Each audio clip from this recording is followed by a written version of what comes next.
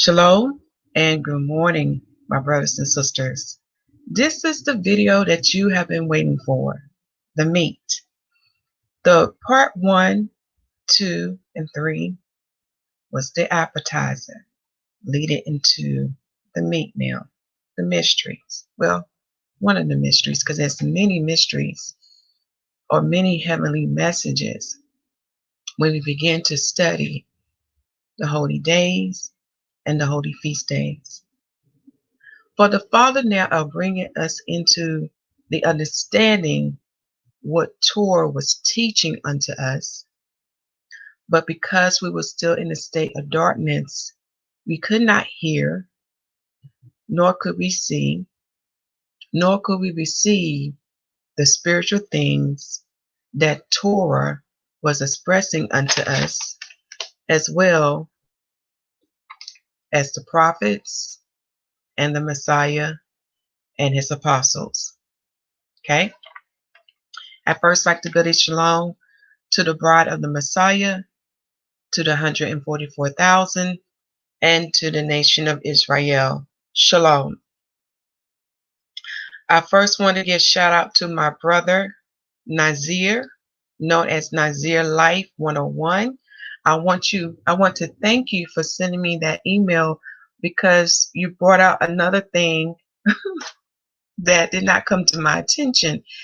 And it does relate to the title of this video, which brings us to this, the title. Let me see what I have for the title, y'all. Because I be forgetting, because stuff be pouring in unto me so fast, and I have to write stuff down. If I don't, I would forget how I word things. Okay. The title of this video is, let me see here, The Mystery of Atonement and Tabernacle / Sukkot, Part 4. Why the scapegoat is named Azazel, Azazel. Well, hold on. I got something that's going to help me to pronounce it today so I can say it correctly. And forgive me. Let me go up here.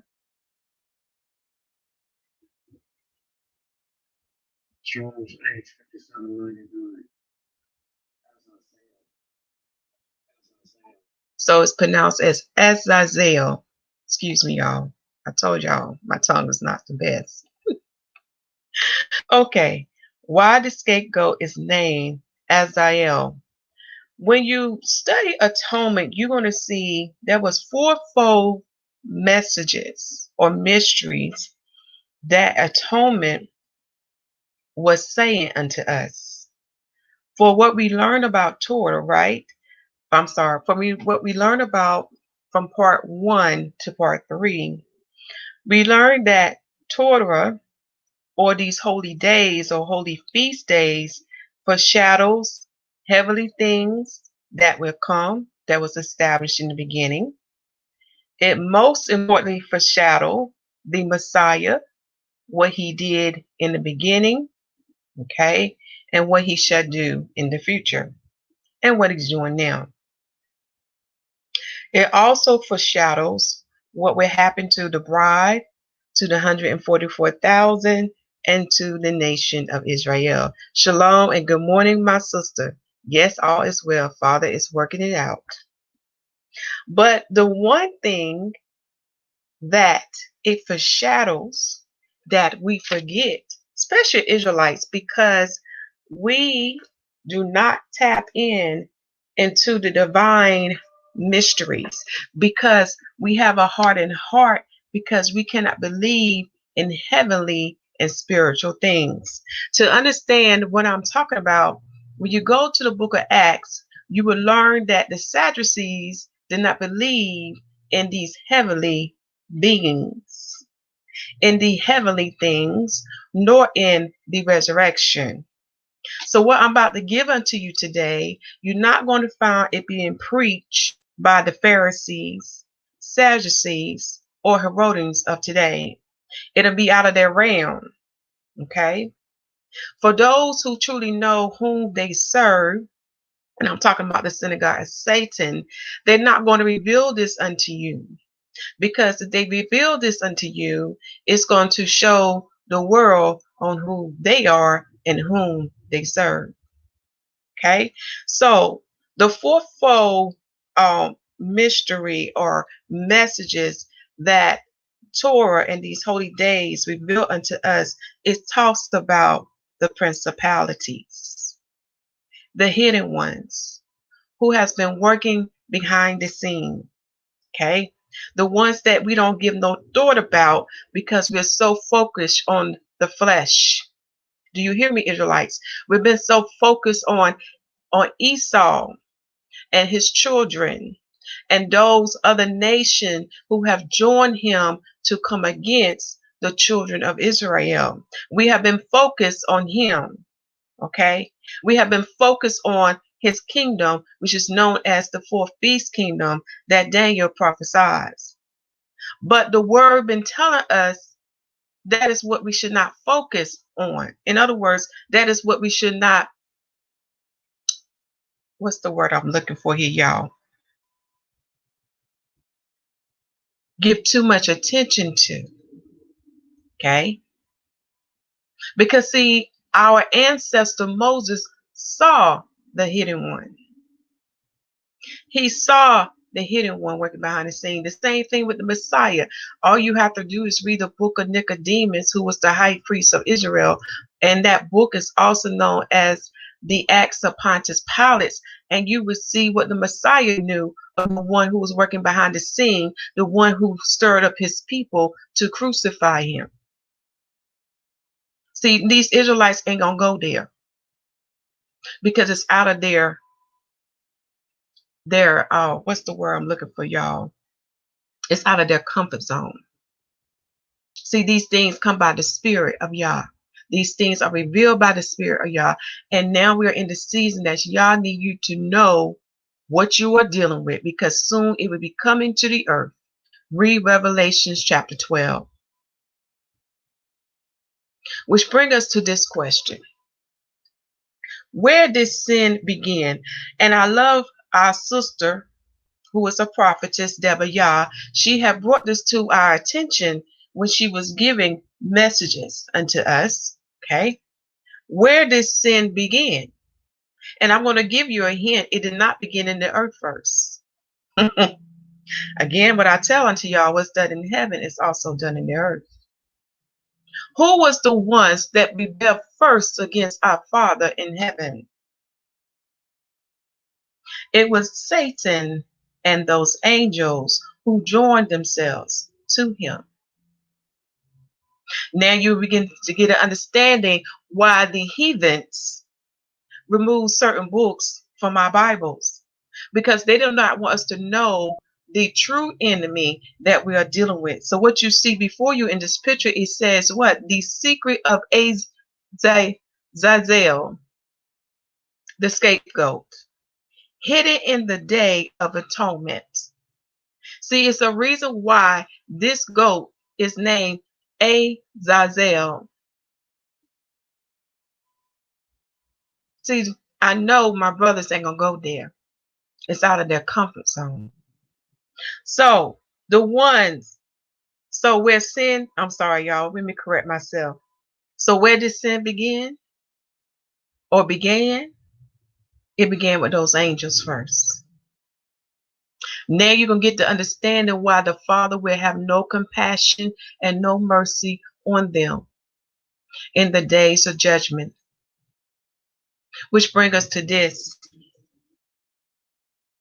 Those who are of the bride and the 144, did not the Messiah say unto us, we shall judge the nation of Israel, and we shall judge what? The angels? I have a word for you on that. I have the proof. It's in the Bible. But many overlook it because they don't want to deal with it, because they don't believe in it. But yet, when Revelation 12 comes in its fullness, they're going to see it and then they're going to believe. Okay? So sin began in heaven, and it was by the hands of the angels. Now, angels are the children of Yah too. They are his children. They are made of what? Of fire. We are made of clay. Do you hear me, sons of Adam? Do you hear me, Adam? We are made of clay, but the angels are made of fire. It's in the Bible. I just can't find a verse, but it's in either in Hebrews or the book of Songs, but it's in the Bible and it's also in the other sacred books. Father also want me to remind you to please listen to his prophetic messages. You can find that in the video description box to listen to those messages, but most importantly, please print those messages out because it relates to this season we are in. We are in judgment. He is visiting the earth, for Zion has fulfilled her affliction. Okay. So I got to add a little bit more but before we begin part 4 that I didn't mention in part 3. As I said before, these feasts represent the stages that the bride, the 144, and the nation must go through before they can enter into Yah's tabernacle. Okay? Before they can enter into Yah's dwelling place. All right? Before they can enter into the place that has his presence. This is what these feasts are telling us, what we must do, how we must prepare ourselves if we want to enter into our Father's house. Okay. One thing I want to add was we made a list of some words to meditate that represent tabernacles. So add this to your list, and when we get to the closing end, we will come back to that.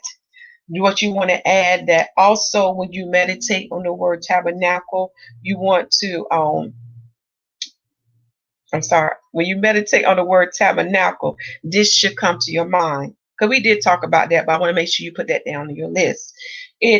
What should come to your mind, it also is a place of protection. A place of protection. It is also a place to commune and fellowship with them. And the them that I'm talking about is the Elohim head, the Godhead, who is our Father, YAHUAH, the Son, Yahusha, and the Ruach HaKodesh, who is the Holy Spirit. That spirit is the 7 eyes and 7 spirits of Yah. It is the glory of Yah, and it's known as the beauty of holiness. Now, I can't give her, let me correct myself. I can't give the mystery about the Ruach because you got to watch part 1 for those who are just coming in. Okay? It is time for you to know the divine things that Satan and his children and those sons of Adam who have joined themselves to them, it is time for you to know that because they don't want you to know it. Okay? So add that to your list. It is a place of protection, a place to commune and fellowship with the Elohim head. And like I said, what's done in the carnal or in the physical thing is done in the spiritual. We are now the tabernacle. So we are his house. This is where his spirit dwells. And because his spirit dwells in us, then we can commune with them. Remember, the kingdom of heaven is inside you and all around you. Another mystery that many do not understand. Okay? So another part we need to add, another requirement when we look at going back and looking at the feast days, starting from Aviv and working up to now, that you need to add to your notes. Okay?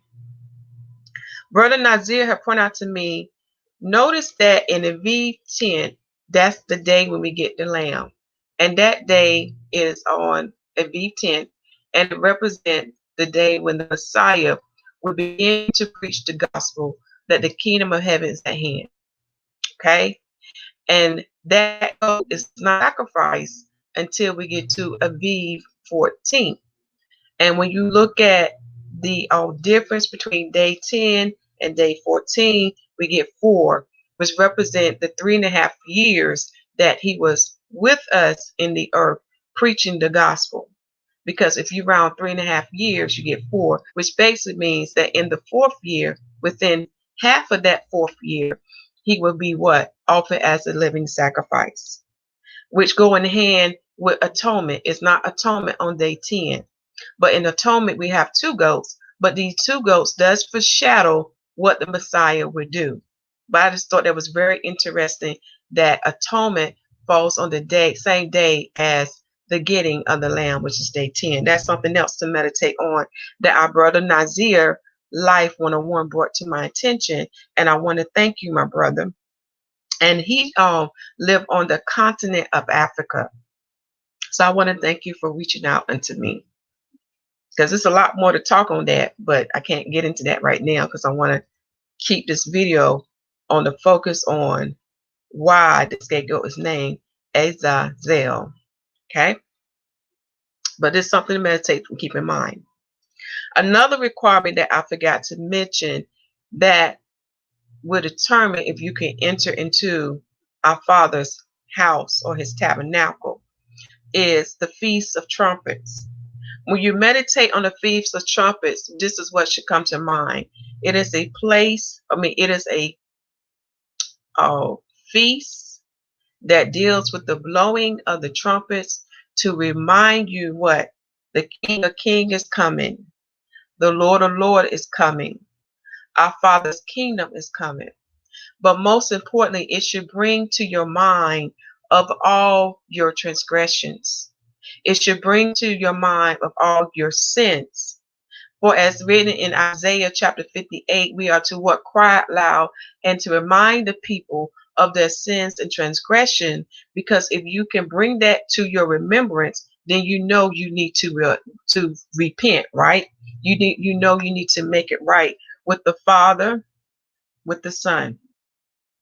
That is the purpose of Feast of Trumpets. It is to announce something that's coming, and it's also to remind you what you must do so you can be ready in order to enter into the tabernacles. Again, the Father's reminding me about the 10 virgins. Remember the parables on the 10 virgins. You got to be ready. The next thing that you need to add to your notes is that when we get to the Day of Atonement, the purpose of atonement, Shalom, my brother. That's right, sister, the angel who I was asking earlier. The purpose of atonement is what? In order to enter into our Father's house, we have to be cleansed. Okay? We have to be cleansed of all our sins and transgressions. Okay? This is the same for the bride, for the 144, and for the nation of Israel. This is the purpose and the reason of atonement. It is to cleanse you. Okay? For homework, I need for you to read Leviticus chapter 16 and chapter 17, because you need to get the understanding how one is cleansed. What is our Father's way of you going about to get cleansed? Now, Torah gives the carnal example. But we are in now what? In spirit and truth. So you need to understand how one is cleansed in the spiritual blood. See, we had a carnal representation. We had a carnal example of the blood, of the physical blood. But you need to understand how one is cleansed in the spiritual blood that comes from the Lamb, which is the Messiah. This is why you need to read chapter 16 and chapter 17, because I'll be only giving highlights. Now, in the video description box, there is a playlist of the holy days and holy feast days that will go more into depth on these chapters. But in this video, I'm on to give a highlight because I don't want to repeat a lot of things that I had said before in the past. So in order to enter into our Father's house, we must be atoned. We have to be cleansed. Even before what? Putting our foot or even standing before at the door of his tabernacle. We have to be cleansed in order to enter into his place. Right? And then the next thing to the list, what this video is going to do is going to lead us to now begin to understand what type of rest that he has established for the bride. Hold on, y'all. I'm reading this comment.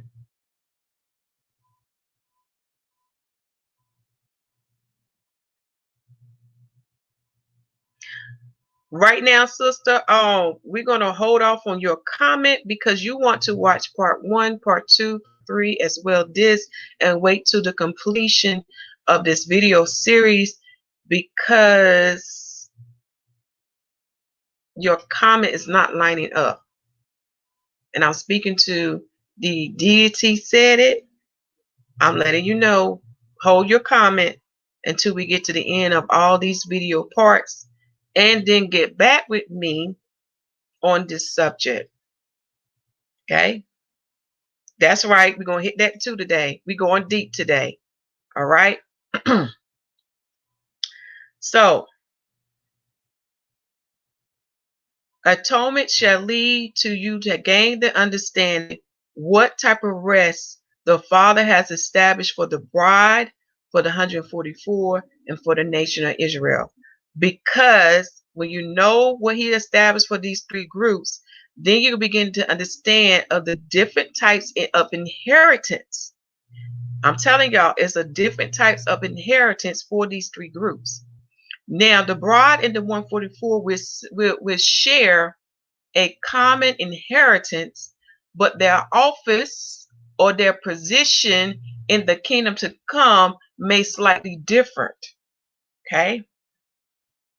The bride and the 144 inheritance shall be higher than the nation of Israel inheritance. Okay? Very important to know. And most of y'all probably dropping your mouth. The Messiah gave it unto you.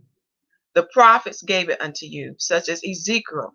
I recommend that you read Ezekiel chapter 40 to 48. I also recommend you go back and read the gospel, Matthew, Mark, Luke, and John, to see the different characteristics between the bride, the 144, and the nation of Israel. Even all the prophets touch on these characteristics between these groups. And the book of Revelation is going to sum it up. Again, these are the things that the Pharisees and Sadducees are not going to preach unto you, because these things come by the Spirit, for you must be born again to understand these things. Okay? So this is sum that part up. Atonement shall lead us to understand the type of rest that is established for the bride, for the 144, for the nation of Israel, and which shall lead us to understand what are their inheritance.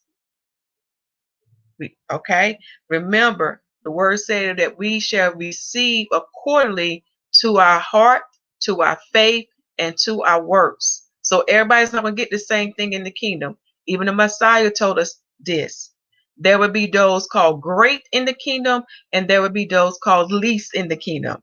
Read Matthew chapter 5.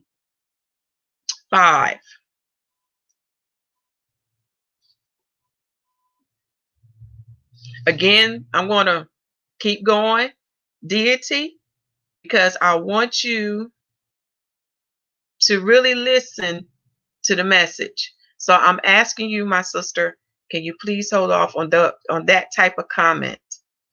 Okay? Because I don't want to silence you. All right. Now look at this picture. Okay? Why do we think that the scapegoat, when we go from the English back to the Hebrew, it is giving the name Azazel? Azazel. Azazel. Forgive me, y'all. My tongue is terrible. Okay? Why do you think this goat is named that? Because it's telling you a twofold message here. Okay? We already know it foreshadows what the Messiah did do and what he will do. Okay? We also know it's going to relate to the bride, the 144, and to the nation of Israel. So we ought to have a grasp on that. But what else is this goat is telling us? It's dealing with another party that is involved. Okay? And this is what we're going to talk about today. So before I begin, let me show you the books of the original Jews, because what we're about going today, the naysayers is going to be against these books that we're going in, but you have to go in these books to understand about this other party, to understand why this goat is given the name Azazel. Azazel. Excuse me, y'all. I'm gonna get it sooner or later. Okay, but first let me take you to that screen.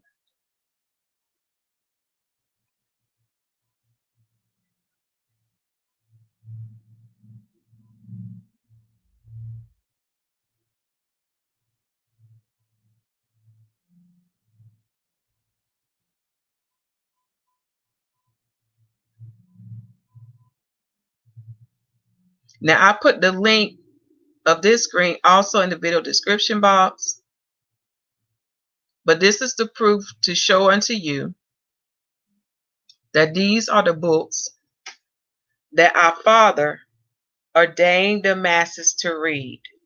Okay, these are the books that the Father ordained our masses to read. Most of the world knows about the Jews of Ethiopia, for they bear what? Melon. They are the true Hebrews. Okay, there has been no dispute about their lineage and who they are. Right?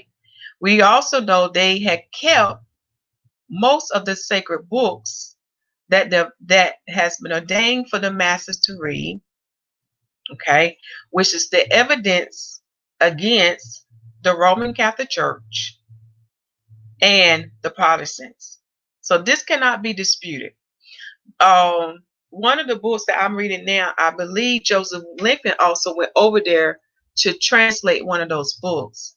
So we do have Gentiles today still going over there to translate those books into their native language, or for example, I know they're translating some of those books into English so the masses can read it.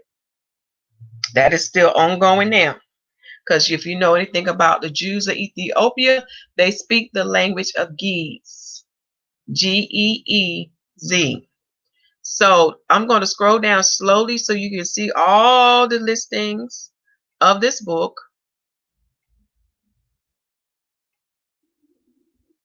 That was in what the world today call the Bible. Okay. We also see they have the listing of the books of the Apocrypha, Enoch, Jubilees. That's number 13 and 14. Okay. They also have listing of other books. Even the Bible itself lists of the other books that our Father had the Israelites to write. Okay. So those who want to stay in the 66 books, you're going to put yourself in a box and you're not going to enter into divine knowledge of what the Father has given unto his children to know.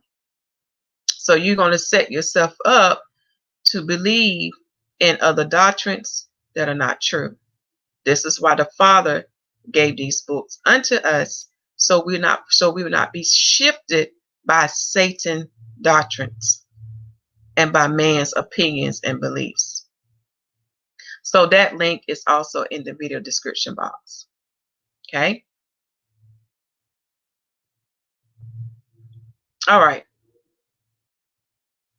I'm going to open up first. Let us go to the book of Leviticus, because this is what brought my attention when I was studying, when I was, in a time of fellowship with my Father with atonement. This is what he brought to my attention. I want you to go to Leviticus chapter 16.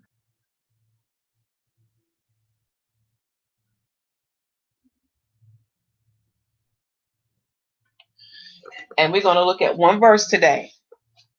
Okay. Remember, there'll be more videos coming out after this, because what we're going to talk about today is going to be very deep.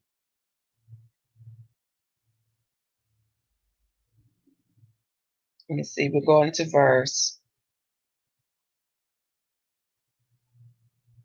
we're going to go to verse 21. Now, I did say one verse, forgive me, but we're going to read verse 21 to 22. And you want to highlight you definitely want to highlight verse 22 when we get to it. Yeah, you want to highlight that verse. Let me read a chapter summary unto you. This is Leviticus chapter 16. How the high priest must enter into the holy place, the sin offering for himself.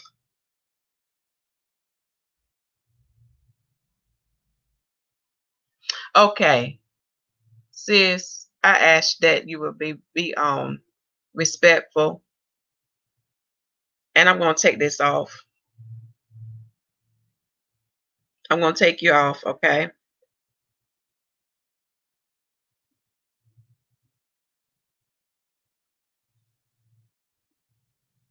I'm going to put you in timeout, because we cannot have false doctrines to come in. And this is an example what I'm talking about. You will have those who just want to come in to give their opinion, and without looking at what the word has to say first.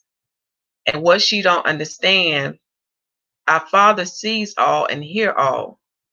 So it's being recorded right now of what she said.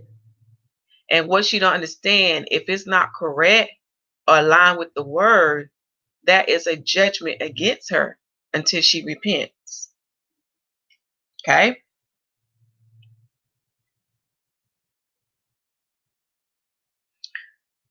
All right, let me read the chapter summary again. So I put her in timeout. Her comments may appear later on, but I put her in timeout for right now.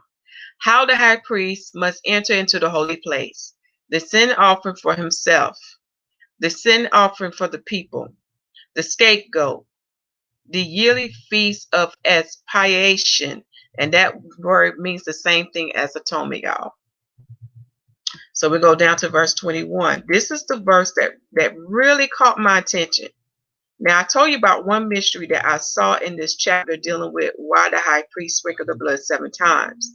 That video is listed in the playlist of the Holy Days and Holy Feast Day playlist. So watch that video to get that mystery. But for this year, these 2 verses stood out unto me. Verse 21. And Aaron shall lay both his hands upon the head of the live goat, and confess over him all the iniquities of the children of Israel, and all their transgressions, and all their sins, putting them upon the head of the goat, and shall send him away by the hand of a fit man into the wilderness. Now, what came out to me is that I asked the Father, why would Aaron lay his hands, both of his hands, on the head of this goat, God? And this is the goat that is kept alive. He is not sacrificed. Okay. Okay. This is the scapegoat. So notice this. Aaron laid both his hands on the head of this live goat. And then he began to confess over this goat. This is the part you want to underline. All the iniquities of the children of Israel, and all the children of Israel, their transgression and all their sins. Okay. And then it goes on to say that he put this confession upon the head of the goat, and he sent the goat away by a fitted man, by a man who was able to carry this goat into the wilderness. Now you want to underline wilderness too, because that will come later in another part. But today is our focus on this goat and his name and his Hebrew name. Okay. And the focus on why would Aaron do this. Okay. Now, verse 22. And the goat shall bear upon him all their iniquities unto a land not inhabited, where he shall let go the goat in the wilderness. Okay. So notice what take place here. This goat shall bear upon him all their iniquities. And the Father want me to remind you, this is dealing with the congregation of Israel. This does include those who have took hold of the covenant with them. Those strangers who came out and sojourned with the nation of Israel, those who took a hold of the covenant, it covered them too. And you will see why once you read a whole chapter of Leviticus chapter 16. And proof what I'm saying to you, that they are a part of the congregation of Israel. Those strangers, I ain't talking about every stranger during that time. I'm talking about the strangers who chose to dwell with Israel. The strangers who chose to took a hold of that covenant. Those are the strangers I'm talking about. Those who took hold of that covenant, they are covered too. Read on Exodus chapter 12 and Deuteronomy chapter 29. I'm giving you highlights. Okay. So this goat bear all their iniquities. And then this goat is sent away in a land that is not inhabited. Okay. And this land that's not inhabited is known as what? The wilderness. Very important. Okay. Now that we have set the foundation, let us go first to the Strong Concordance to see what that Hebrew name means. Okay.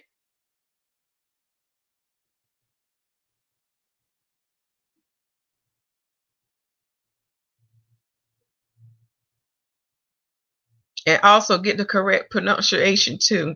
I need some help.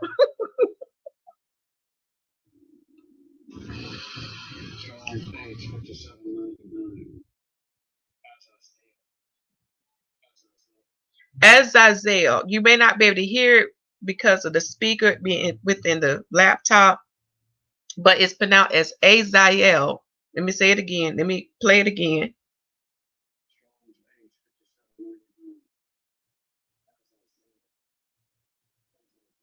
Azazel. Azazel. Okay. Its reference number is, where's that number? Okay, it's H5799. H5799. You say it's keep buffering. Okay, that was probably when I was playing the speaker, but it's pronounced as Azazel. Azazel. And its reference number is H5799. Okay. And I want to put the link in the comment, in the live comment box, so y'all can click on that link too.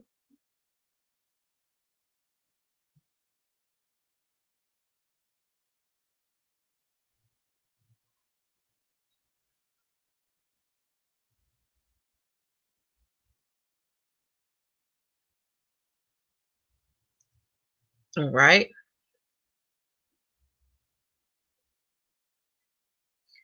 And biblical, the outline of biblical usage, it says it is entire removal, which makes sense because this goat is going to bear all the iniquities of the congregation of Israel, right? Another word that we ought to know, that Azazel means scapegoat. Okay. So when you look at the strong definition, it means goat of departure. So all their iniquities, all their sins, their transgression is placed upon this goat and sent away. Sent away. Now it should already ring a bell within your mind what it's representing. Okay. Again, we know it does foreshadow the Messiah, right? Also, I wrote down in my Bible, because I was, like I said, I was doing research in the past about what this goat name means, it also means, besides removal or far removal, it means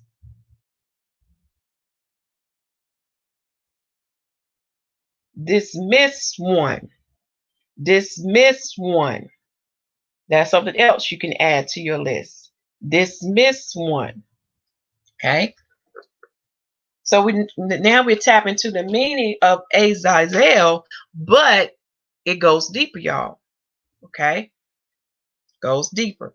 So click on that link. You can review what the BlueLetterBible.org has on the meaning of this Hebrew word, Azazel. Okay. Now, which brings us to the next sacred book, which brings us to the sacred book, because the Father told me I would have to go into Enoch. Now, I list the PDF of First Enoch that's written by Joseph Linker in the video description box. I also list the PDF of First Enoch that's written by R.H. Charles, because the two translations may read slightly different. And I'm going to be honest, y'all, I may end up reading from Joseph's translation because I like how it flows. So I'm going to pull the screen up of the First Enoch that's written by Charles, R.H. Charles, but it may be slightly different. Okay, so I just want to give you a heads up for those who are following along. Okay.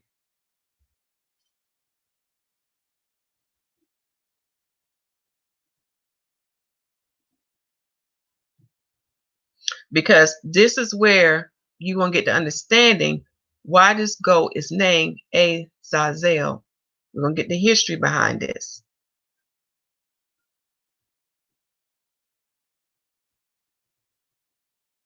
We're going to go to First Enoch. We're going to start in chapter 1 because it's going to tie in all the parts of the mystery of Feast of Tabernacles and Atonement.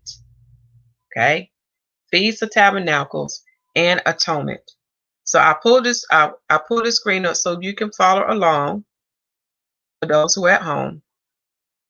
I am going to read from my book, okay,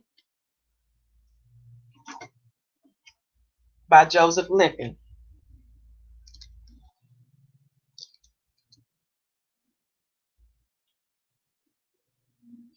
Chapter 1. I'm going to start at verse 1. The words of the blessing of Enoch, with which he blessed the elect and righteous, who will be living in the day of tribulation. Do y'all hear this? Who will be living in the day of tribulation. The elect and righteous, who will be living in the day of tribulation, when all the wicked and godless are to be removed. This is the season we are in now. The Father is setting things up to remove all the wicked and the godless. This is the time we're in. So this is a word unto you.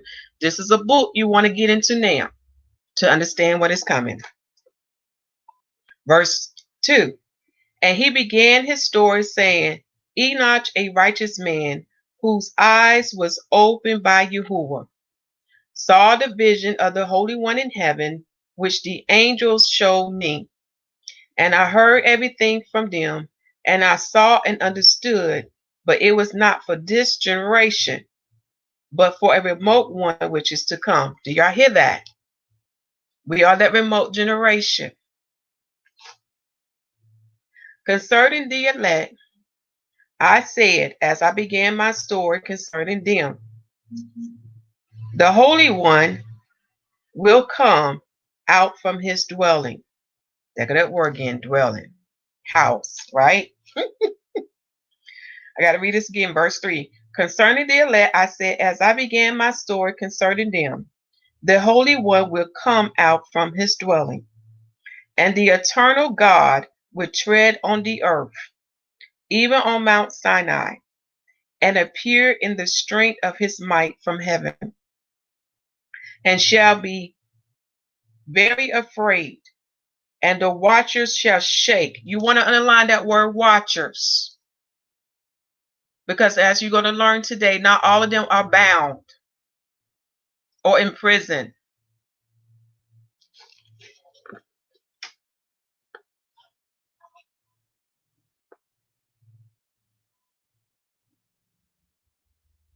Okay. Remember, Revelation 12, there's many others that have joined themselves to Satan. Underline that. Let me read this again. And all shall be very afraid, and the watchers shall shake, and great fear and trembling shall seize them to the ends of the earth.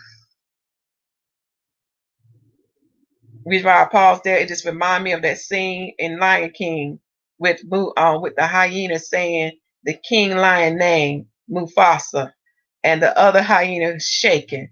Again, when when the God come on the earth, they shake, they quiver in his presence. Okay? This is why they are no match for those who are his tabernacles. They quiver and shake in his presence.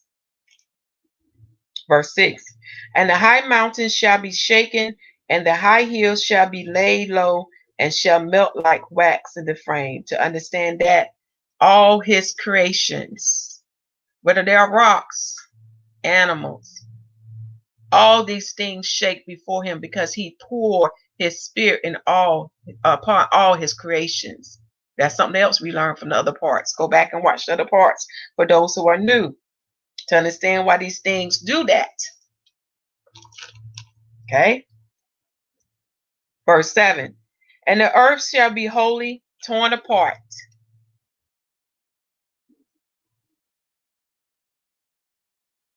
and all that is on the earth shall be destroyed, and there shall be a judgment on all. You want to underline that. A judgment on all.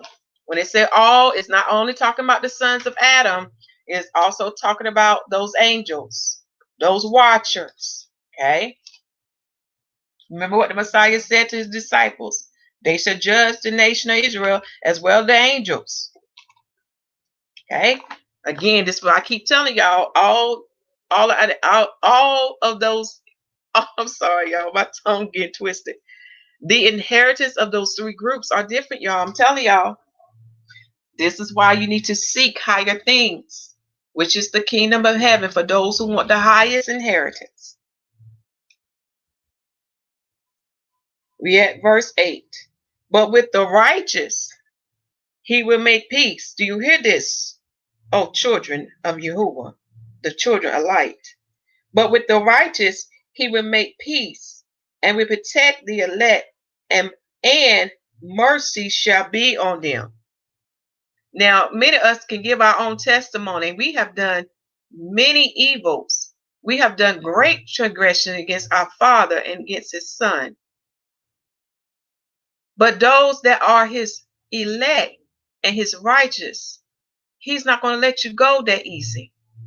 He shall bring upon you what? Chastisement to bring you back unto him. We shall make him have what? Mercy on you. We got to understand our Father in heaven, because he already know who are his, for we were made before the foundation of the world. So it is our destiny to return back unto him, for we belong to him. So you want to underline that. With the righteous, he's going to make what? Peace with them and protect the elect, and mercy shall be on them. So our Father loves us so much. He's going to have mercy on you. So do not allow your past to hold you from your future. Do not allow your past to hold you from your Father. He has forgiven you. Come through the door that He's provided for you. The left, which is Yahushua HaMashiach. Receive him so you can be returned back to your Father, just as the prodigal son. Verse 8 again. And they shall all belong to YAHUAH. Do you hear this? They shall all belong to YAHUAH, and they shall prosper, and they shall be blessed. and the light of Yahuwah shall shine on them. Underline that, because what we talked about in the first 3 parts, we now seeing it being expressed in verse 8. Verse 9. And behold, he come with 10,000 of his holy ones. Holy ones means saints. When you look at the side note of, I think it's Hosea chapter 12, saints means most holies. Okay? So he would come with 10,000 of his holy ones, who are the saints, to execute judgment on all. Who was the all? The sons of Adam, the nation of Israel, and the angels. Okay? So the saints will execute judgment on all, and to destroy all the ungodly, all the wicked. Do y'all hear this? What the saints going to do? What powers or what authorities they are given? They're going to what? Destroy all the ungodly, who are the wicked, and to convict all the flesh of the works of their ungodliness. What is the flesh of all the works? Galatians 5, what we studied in part 3, y'all. Which they have ungodly committed, and all the hard things which ungodly sinners have spoken against him. I thought I'd open up with that chapter, because you're going to see how this chapter is going to relate to the end when we get finished studying the mysteries of atonement. Sorry about that, y'all. They're doing some yard work out there. How this chapter relates to the end when we get finished with studying the mysteries of atonement and tabernacles. Okay? Also read John chapter 5. For we know YAHUAH HaMashiach, the Messiah, the second Adam, the anointed one, is going to what? Pave the way for his Father to come. So he's given all powers and authorities in heaven and in earth to bring forth righteousness, to execute judgment. Okay? And he's going to reign for 1,000 years to get us in shape, to get us aligned for the preparing for the coming of our Father with his kingdom, with the new Jerusalem. Okay? Now let's get to the meat, dealing with why this goat is named Azazel. So we're going to go to, find my mark, chapter 6. Chapter 6. Okay? So let me get you to chapter 6.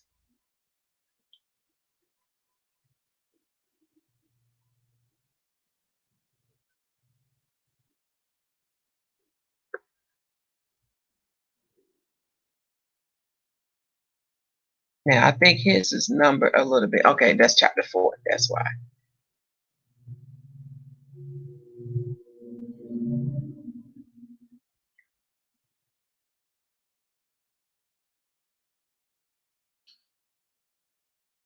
So chapter 6 is going to deal with the fall of the angels, the demoralization of mankind, the intercession of the angels on behalf of mankind, the dooms pronounced by YAHUAH on the angels, the messianic kingdom, and Noah fragment.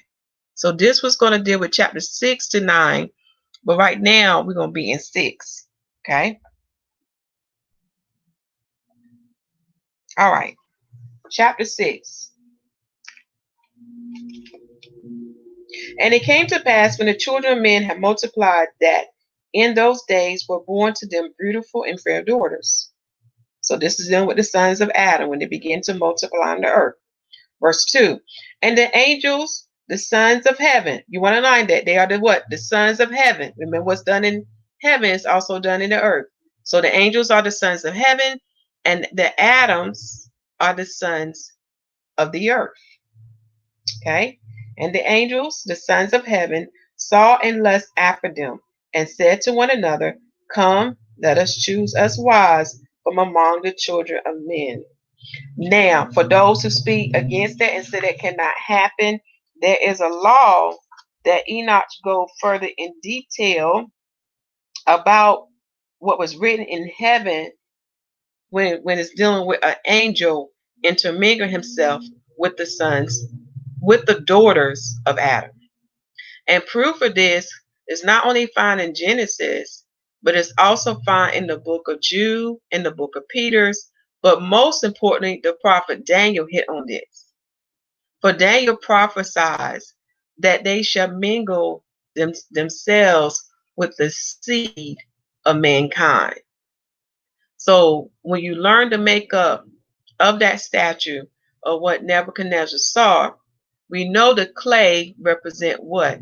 Adam, mankind, because we come from the earth. The iron represent those angels. Okay?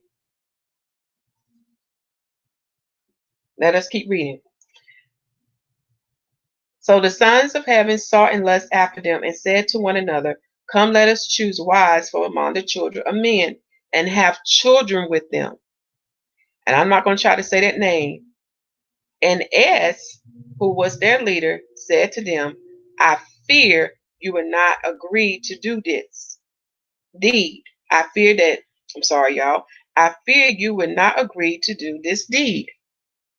Verse 4, I am alone, shall have to pay the penalty of this great sin. So you want to underline that because it's letting you know they was aware of the punishment if they committed or they broke this law that was established in heaven. Yeah, there was a law established in heaven about this.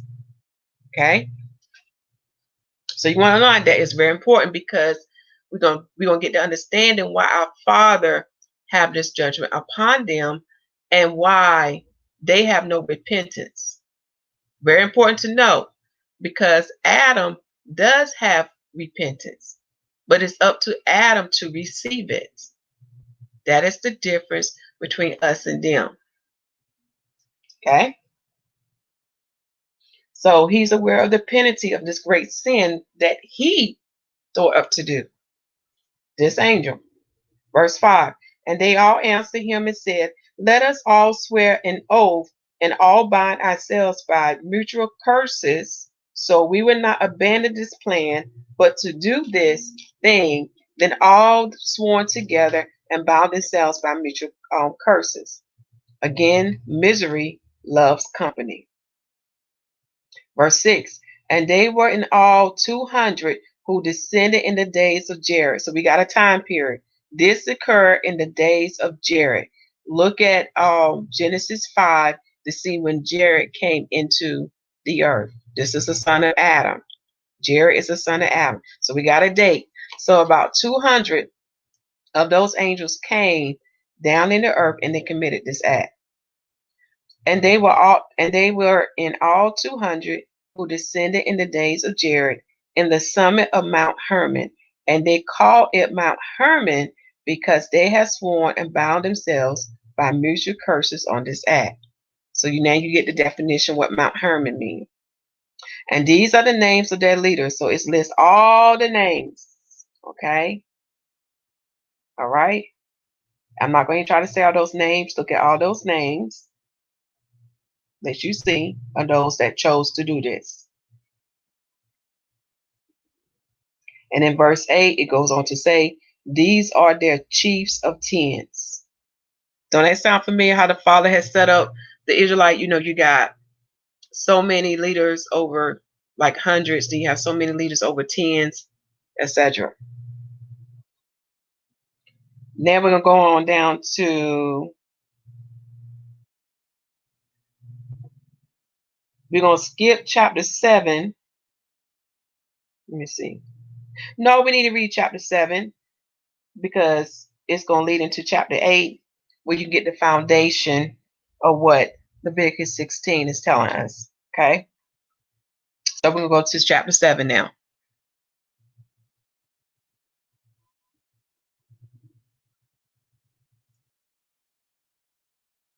We'll read verse 1 through 6. And all of them together went and took wives for themselves, each choosing one for himself. And they began to go in to them and to defile themselves with sex with them. You want to align that. They defile themselves with sex. Remember a spirit, because angels are known as spirits. Google or word search angel and spirit in the Bible, and you will see what I'm saying. I know the book of Acts give an example of that. But these angels defile themselves by having sex with these women because a spirit cannot mingle with flesh. Okay. Verse 2. And the angel taught them charms and spells and the cutting of roots and made them acquainted with plants. And the women became pregnant, and they bare large giants whose height was 3,000 cubits. Okay, this is the verse you want to also underline, those two verses, because when you read Genesis and you read Exodus, you do see an account of the giants. And now we can understand where that came from. Even when you look at the Gentiles mythology, there is some truth, because you can see giant beings in their writings or their pictograms that shows proof for this. There has been archaeological evidence of these giants existing in the earth. They do exist, and that's proof for that. But notice here in verse 2, notice what the angels was teaching the women. So that is proof that these things did not come of the sons of Adam. The root of these things, where they came from, was from the angels. Okay.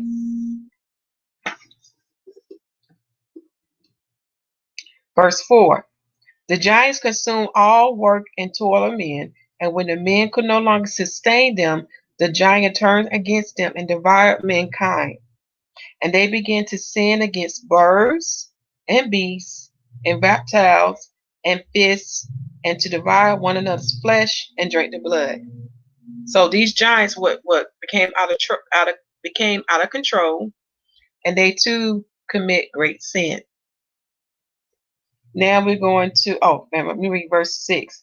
Then the earth laid accusation against the lawless ones. Do y'all hear that? The earth even spoke out and accused these lawless ones, these ones who are committing sin. And so the earth gave a report unto the Father. Remember, the Father poured his spirit upon all his creations. Now we're going to chapter 8.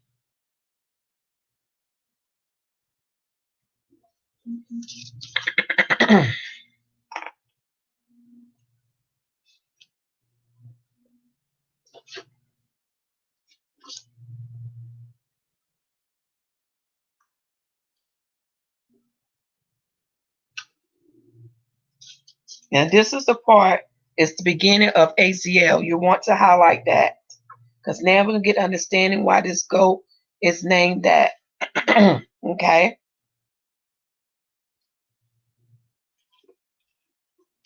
And Azazel taught men to make swords and knives and shields and breastplates, and taught them about metals of the earth and the art of working them.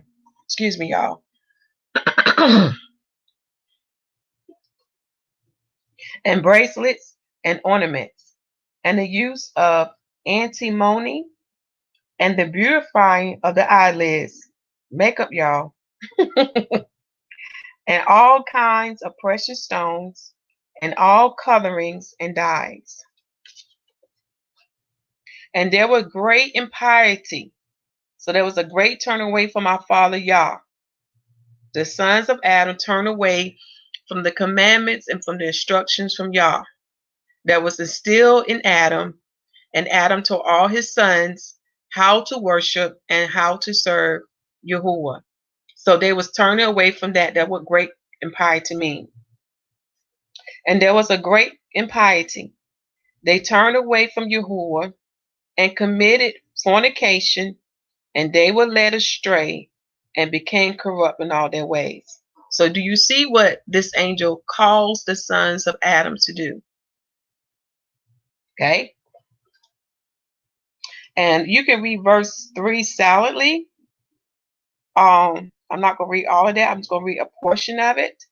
But this is the part that happened after the angels taught them all these things. Okay. that was not permitted by our Father in heaven to be taught. This is what happened. And as the sons of Adam perished, they cried, and their cry went up to heaven.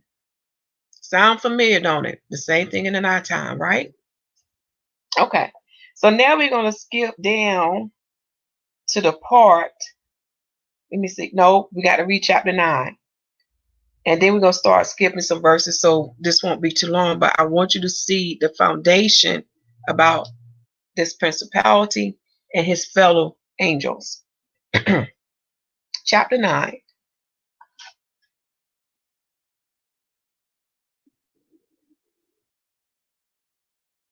And then Michael, Uriel, Raphael, and Gabriel looked down from heaven. Do y'all see this? So they can see what's going on from the heavenly realms. They can see what's going on in the earth. So they looked down from heaven and saw much blood being shed on the earth. And all the lawlessness. What is lawlessness? That's committing sin, breaking his commandments, breaking his instructions, right? And all lawlessness being done on the earth. And they said to each other, let the cries from the destruction of earth ascend up to the gates of heaven. Do y'all hear this? So all our cries, don't think the Father do not hear it. He does, for they go up into the heavenly realms. And now to you, the holy ones of heaven, the souls of men make their petition, saying, bring our cause before the Most High. So those men, or those sons of Adam who was killed, they are what? Crying out. The same thing about Abel. Did not Abel's soul cry unto the Most High, or what his brother did? Think about how Abel's blood was spilled upon the earth. Did not his soul, because what the blood is what? The life of the soul. Did not it cry out unto our Father? Okay. Verse 4. And they said to YAHUAH of the ages, Lord of lords, God of gods, King of kings, and God of the ages, the throne of your glory endures through all the generation of the ages, and your name holy and glorious and blessed to all the ages.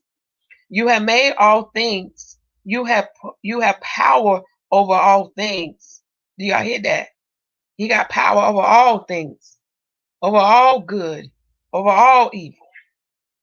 And all things are revealed and open in your sight, and you see all things, and nothing can hide itself from you. Do y'all hear this? So whatever the wicked is doing, y'all don't think our Father do not know. He know. The wicked is just setting them own stuff up. What? He's giving them that rope, and they're going to hang themselves. So keep enduring your long suffering. Have patience, because the wicked are going to pay for what they did. They're not getting away with anything, y'all. Don't think they're getting away with it. But right now, the Father is working on saving the righteous. Verse 6. Look at what Azazel has done, who has tore all unrighteousness on earth and revealed the eternal secrets which were made and kept in heaven, which men were striving to learn. You want to highlight that. Now we're getting to the meat. This is number 6. Now we're getting to the meat on why the scapegoat is named after this angel. Because this angel is what responsible for teaching them all the unrighteousness, all the things that is a sin, that is a transgression unto YAHUAH. Because these things that he was teaching them comes from heaven. There were secrets. There was not to be taught to the sons of Adam. Okay. Now verse 7. And S, who taught spells, to whom you gave authority to rule over his associates. And they have gone to the daughters of men on the earth, and have had sex with the women, and have defiled themselves, and revealed them all kinds of sins. And the women have borne giants, and the whole earth has thereby been filled with blood and unrighteousness. And now behold, the souls of those who have died are crying out and making their petition to the gates of heaven. And their lament has ascended and cannot cease because of the lawless deeds. Do y'all hear this? Their cries, their lamentation has ascended and cannot cease because of the lawless deeds which are done on the earth. And you know all things before they come to pass, and you see these things, and you have permitted them, and saying nothing to us about these things. What are we to do with them about these things? So these angels here that is mentioned in verse 1 of chapter 9 is asking our Father in heaven, what shall we do with them? For they are causing the sons of Adam to sin greatly, to transgress against you. All right. Let me see which part I want to read now in chapter 10, because I want to skip some parts, but I probably have to read. Yeah, I got to read the whole chapter. So bear with me, y'all. We're going to chapter 10. Okay.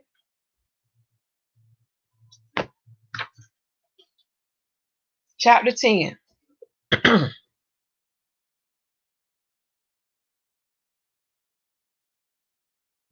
Then said the Most High, the great and holy one, Uriel, go to the son of Lamech. Now we begin to find out who's the son of Lamech. Say to him, go to Noah and tell him in my name, hide yourself. So this is the son of Lamech, Noah, right? Tell him to hide yourself and reveal to him the end that is approaching, that the whole earth will be destroyed, and a flood is about to come on the whole earth and will destroy everything on it. And now instruct him as to what he must do to escape, that his offspring may be preserved for all generations of the world. Do you see what the Father doing? To save his children in the earth. To save the lineage of Adam. He preserved what? A remnant. So a new beginning can be established. So he can rid the earth of all their sins and transgressions, right? Do you see what the Father's doing? Verse 4. And again, YAHUAH said to Raphael, bind Azazel, hand and foot, and cast him in the darkness, and split open the desert, which is in Dudel,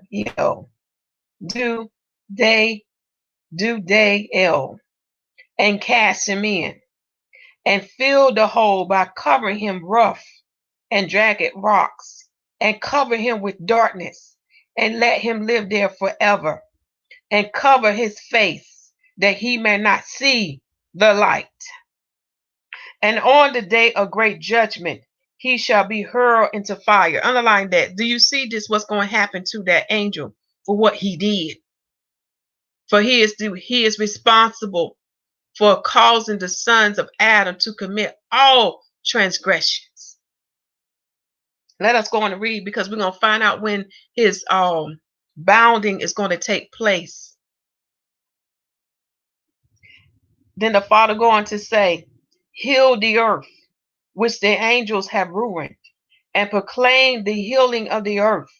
For I will restore the earth and heal the plague, that not all the children of men may perish, through all the secret things that the watchers, y'all hear that?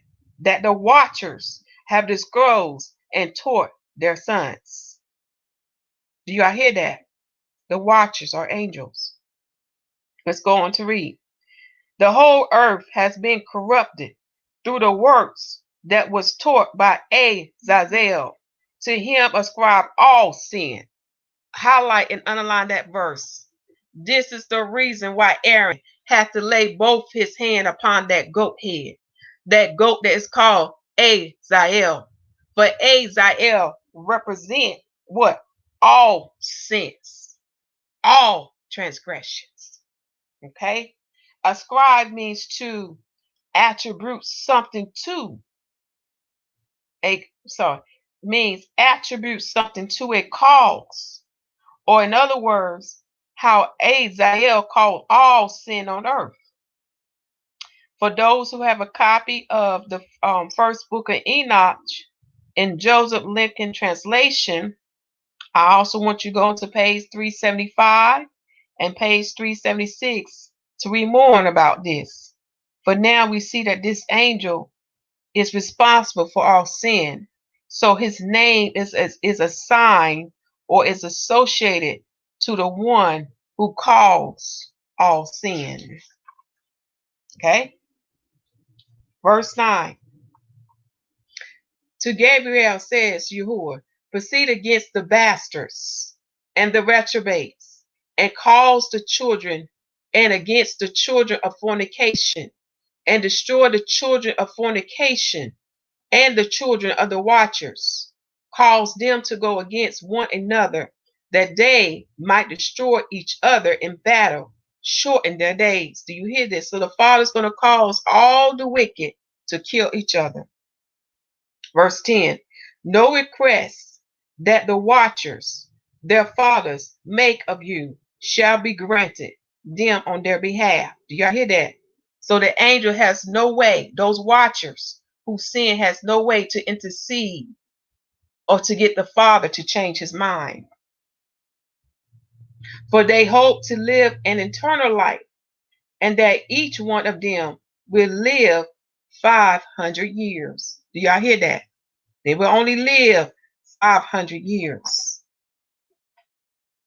And YAHUAH said to Michael, go and bind S and his team, who have associated with women and have defiled themselves in all their uncleanness. So we now be seeing what the S angel did.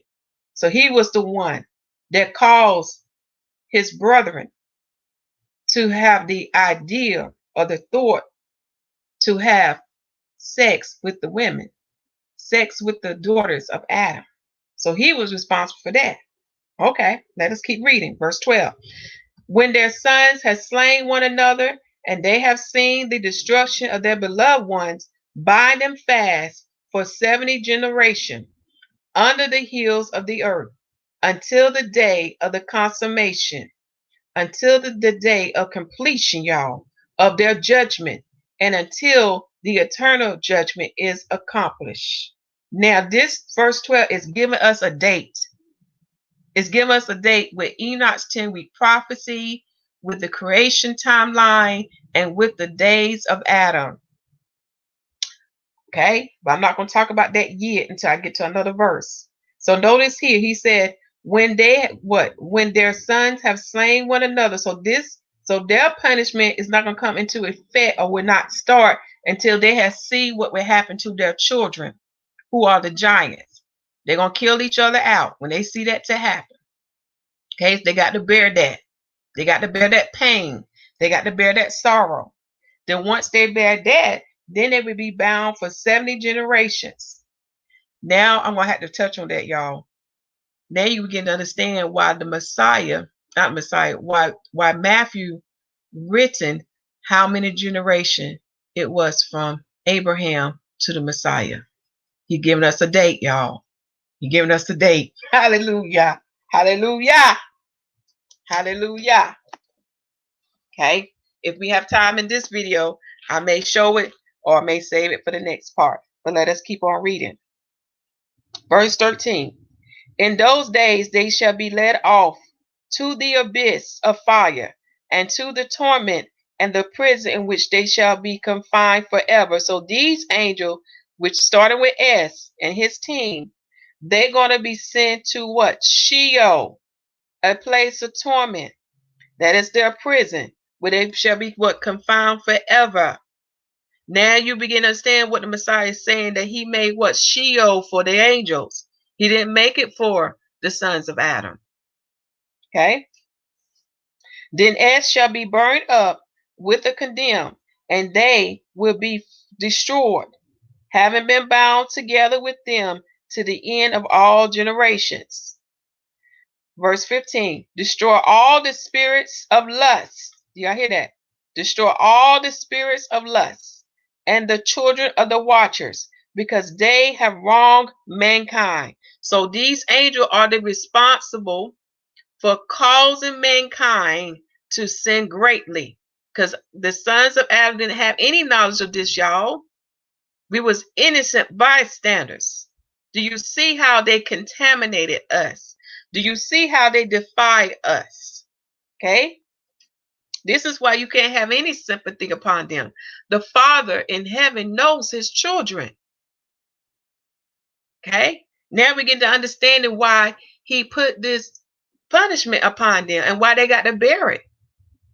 And now we get to understanding why he's going to take Sheol and put it into what? The eternal lake of fire. They got to bear this punishment for what they did, for the chaos they had caused upon the sons of Adam, the sons and daughters of Adam. Right?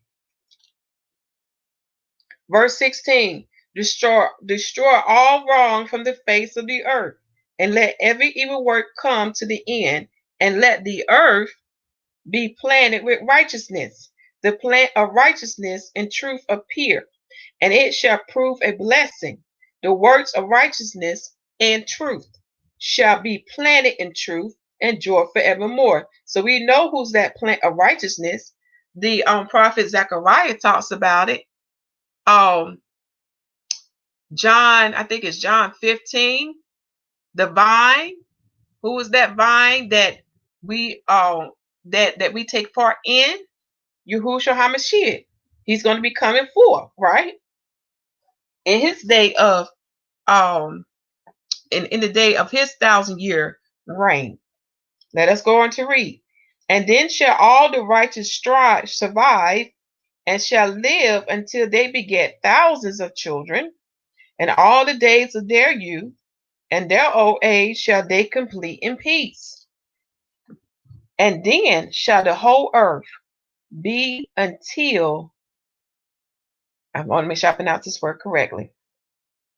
And then shall the whole earth be untilled in righteousness, and shall be planted with trees, and be full of blessing. And all desirous trees shall be planted on it, and they shall plant vines on it. Okay? And the vine which they plant shall yield fruit in abundance. And as for all the seed which is sown, each measurement of it shall bear 1,000, and each measurement of olives shall yield 10 presses of oil. You shall cleanse the earth from all oppression, and from all unrighteousness, and from all sin, and from all godlessness, and all the uncleanness that is brought on the earth, you shall destroy from off the earth. And all the children of men shall become righteous, and all the nations shall offer adoration, and shall praise me, and all shall, and all shall worship me, and the earth shall be cleansed from all defilement. Y'all, this is beautiful. The earth shall be cleansed from all defilement, and from all sin, and from all punishment, and from all torment. And I will never again send another flood from this generation to all generations forever. Very beautiful, y'all. Now we're going to skip a couple chapters, but I do recommend for those who have time to read the book of Enoch, because now we're going to go to chapter 13. I'm sorry I didn't bring this up higher while I was reading, y'all. So let me pause the screen so for those who can come back and review, you'll have it.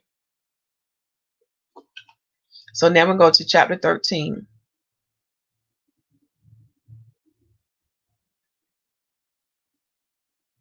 dealing with this angel again. And you can also read about him in the Apocalypse of Abraham.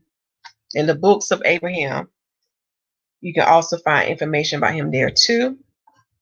Go to the pseudographs.com site. Okay, chapter 13, y'all. We're almost getting there.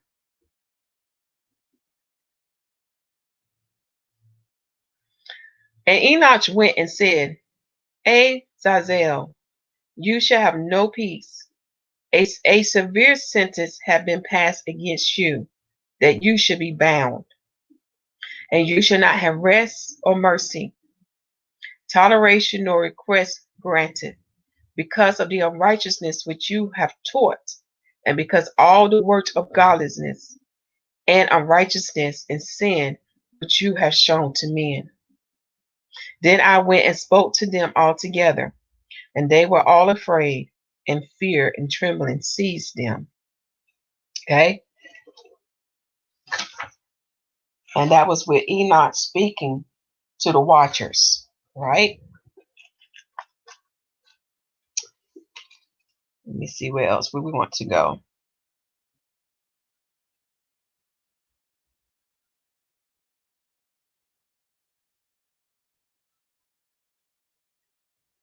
Okay, let me go to chapter 14, because I mean, you're going to see that the Father's not playing with these watchers because they overstep their bounds. Okay, chapter 14. And we want to look at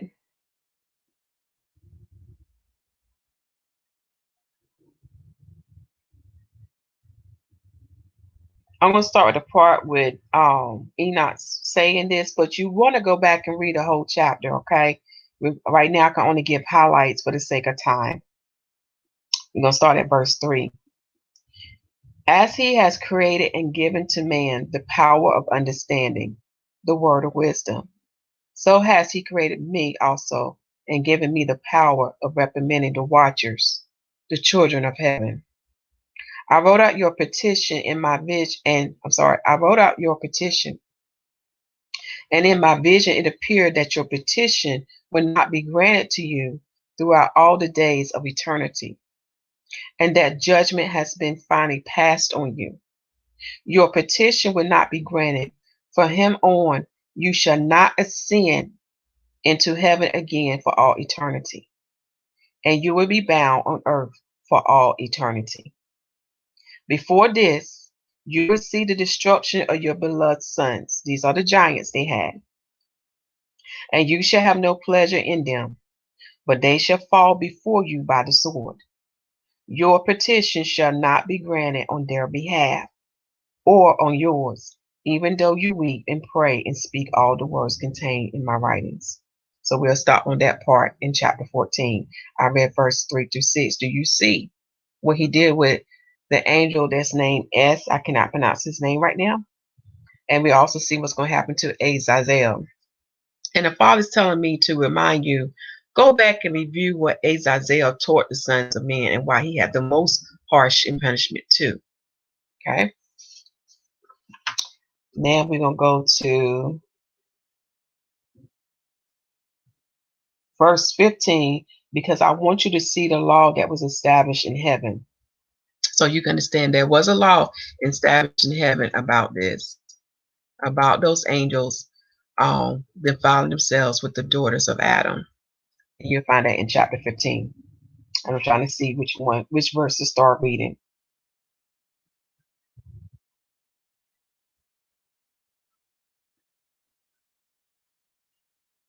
We're going to start at verse 3 and we're going to read down, okay? Verse 3 and we're going to read down. Why and for what cause you have left the high, holy, and eternal heaven and had sex with women and defile yourselves with the daughters of men and taken to yourselves wives and done like the children of earth and begotten giants as your sons. Though you was holy, spiritual, living the eternal life. You want to underline that angels have eternal life, y'all. You have defiled yourselves with the blood of women and have begotten children with the blood of flesh. And as the children of men, you have lusted after flesh. See, he's saying you have become just like the sons of Adam. You angels lusted after flesh and blood, like those who died and are killed. To understand more about lust, read 1 Corinthians chapter 10, verse 6 to 12, and the book of James, chapter 1, verse 12 to 14. Again, for the angels, to understand that, Jude talked about them too. We Jude, and it's where Jude only has one chapter, I think it's in verse 6. Okay? Verse 5. This is why I have given men wives. You hear this? This is why I have given men wives, that they might impregnate them and have children by them, that these might continue on the earth. But you was formed spiritually, living the eternal life and immortal for all generation of the world. So now you begin to see a difference between the sons of Adam and the children of heaven, who are angels. The children of heaven are eternal beings. And now we're tapping into the mystery of what the Messiah said unto the bride. We are not given into marriage, for we would be like the angels. We would become eternal beings. That's one of the inheritance that make us different from the nation of Israel. When you read the prophet's writings, the nation of Israel will be given into marriage. They will have children. Read Ezekiel chapter 40 to 48, and you will see witness of that. Read also the prophet Jeremiah chapter 3. You will see witness of that. Okay? I'm going to read verse 7. Hold on, y'all. I'm trying to get my... There we go. All right. Verse 7. Therefore I have not appointed wives for you. You are spiritual beings of heaven, and in heaven was your dwelling place. See, they was out stepping their bounds. They left their first estate, which was heaven. Heaven was their home, their dwelling place. Those angels who were with that angel, I'm going to try to say his name. Let me see where his name is at, if I can find it.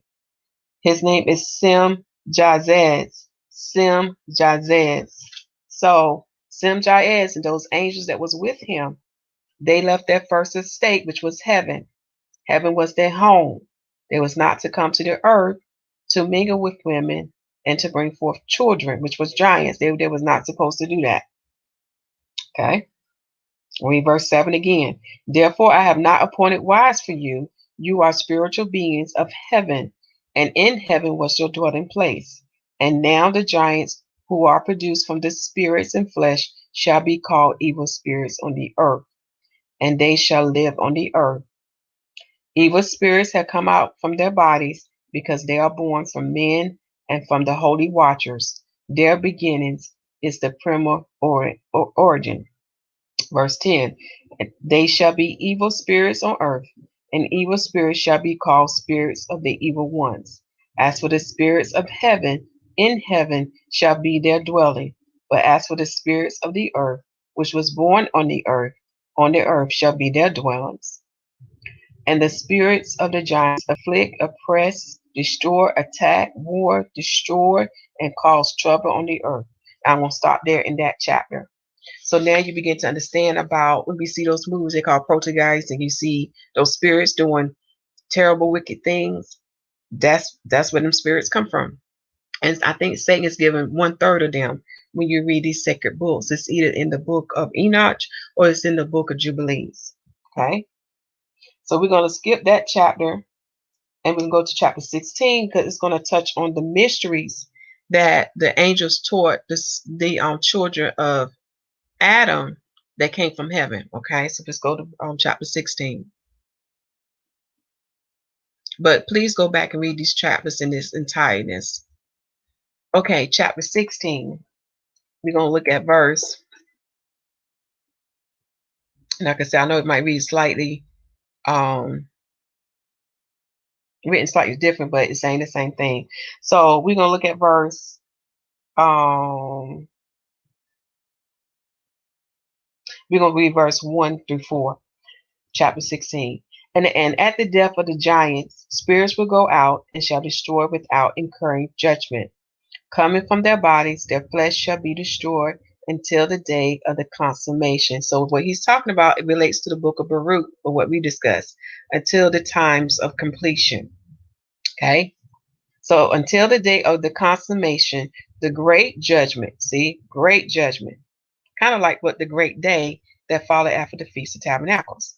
So the great judgment in which the age shall be consummated over the watcher and the godless, and shall be wholly consummated. So that great judgment day, what that's talking about, is the day when the Father will judge all. Okay, but before the Father do that, his Son will perform his judgment first. That would take place in the earth. Then after the 1,000-year reign, in the 10th week of Enoch's prophecy, which is the 10th day from Adam, which is day 15 in the time creation, which is day 15 from creation. Okay, this is when the Father would come to perform the great judgment day. Okay, verse 2. And now as to the watchers who have sent you to intercede for them who have been in heaven before, do you hear this? Now as to the watchers who have sent you to intercede for them, he's talking to Enoch, who have been in heaven before, say to them, you were in heaven, but all the mysteries of heaven have not been revealed to you. See, they thought they had something, they ain't had nothing, y'all. See, the Father is always one step ahead. But all the mysteries of heaven have not been revealed to you, and you knew worthless ones. Oh, so you see what the Father talking junk here, y'all. Okay. And you knew worthless ones, and these in the hardness of your hearts you have made known to the women. And through these mysteries, women and men work much evil on earth. Say to them, therefore, you have no peace. Woo, Father, tough. So he told them, what you thought you knew nothing. So let me see. I know there's one more last thing I want to share with you.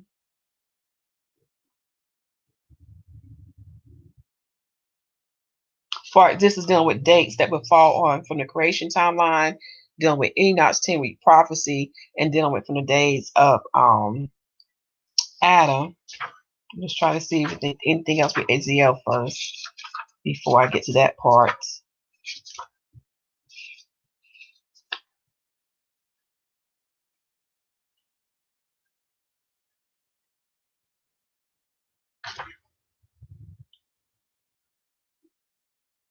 Yes, one more part dealing with Azazel. We want to go to chapter 53. I'm going to ask you to read that silently for homework in First Enoch. So let me put that in the comment box to save some time, because I want to get to another book that's also going to talk about Azazel as well. So homework, read First Enoch chapter 53, because you're going to see that Satan is not Azazel. Okay, they are two completely different angels, and Satan is not Jazez. They are two completely angels, two different completely angels, but they listen to Satan. Okay, all right. So it's many different angels here. So I want you to read first chapter 53, but I do want to go to. Let me see here. Let me see which part in chapter 54.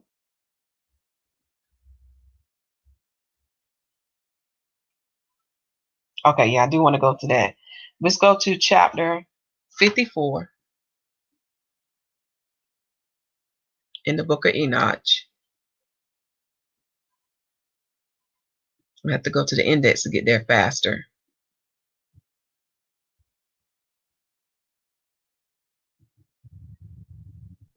Let's see, 54.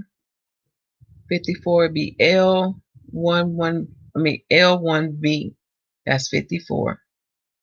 And we want to start reading at verse 1. Okay. And I looked and turned to another part of the earth and saw there a deep valley with burning fire. And they brought the kings and the powerful and began to cast them into the deep valley. And there my eyes saw how they made their instruments for them, iron chains of immeasurable weight. You want to like that? So they got these iron chains of immeasurable weight, and then we're going to see what they're going to do with them. Verse 4. And I asked the angel of peace who was with me, saying, for whom are these chains being prepared? And I want you to underline angel of peace, because it makes you wonder who was that angel that he was speaking to, right? But let us keep going. So in verse 4 it says, he asked the question, for he asked, for whom are these chains being prepared? Now these chains are very, very heavy, y'all. Well, you can't even measure the weight of these chains. Verse 5, and he said to me, these are being prepared for the host of Azazel, so that they may take them and throw them in the bottom of the pit of hell. So they can be thrown in Sheol, y'all. And they shall cover their jaws with rough stones, as the Lord of spirits command. So as our Father command, he's going to take the host of Azazel and throw them in this pit, and they're going to be what? Chained. They're going to be bound. They're going to be bound down. They're going to be bound with these chains, a weight that cannot be measured. Okay. Verse 6. And Michael and Gabriel and Raphael and Phanuel shall take hold of them on that great day, and throw them into the burning furnace on that day, and the Lord of the spirits may take vengeance on them for their unrighteousness in becoming servants to Satan, and for leading astray those who live on the earth. And I'm going to stop there. Okay? But there's something else for you to read in your spare time. Something to really think about. So now you begin to understand Revelation 12. See, only some of these angels are bound. Only some, not all. And I do remember in Revelation 12, I think some angels going to be released from their bounding place in the days of our Father's judgment to cause havoc on the earth. Okay, so we're going to start seeing some, supernatural things to happen. All right. Now, the part I wanted to take to you was to give you a date. So let me see where to go.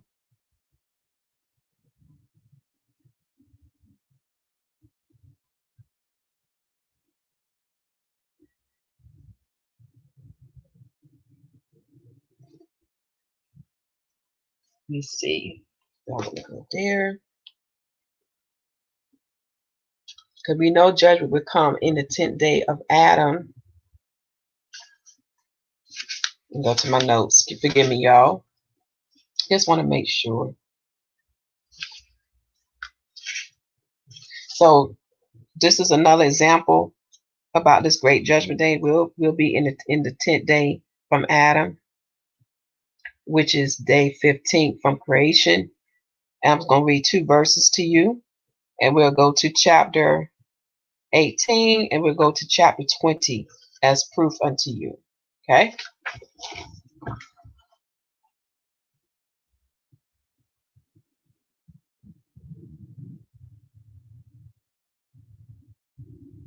Chapter 18. So I'm going to go back to my index.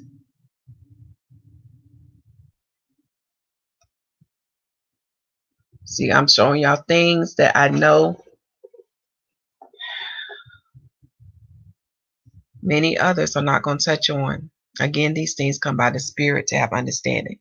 So we're in chapter 18. I want you to go to verse 16, which is down here, where it says, when you read above, there will be the stars. And okay, let me read above. When we go to verse 15, we're going to start at 15.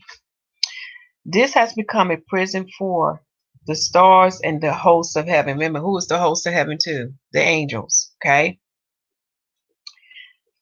And the stars which roll over the fire are they which have transgressed the commandment of YAHUAH in the beginning of their rising, because they did not come out of their proper times.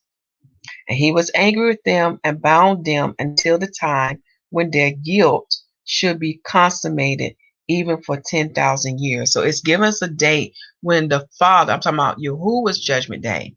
Yahuwah's judgment day is different from Yahusha or his son's judgment day. But what this is doing is giving us a date when this will occur from creation.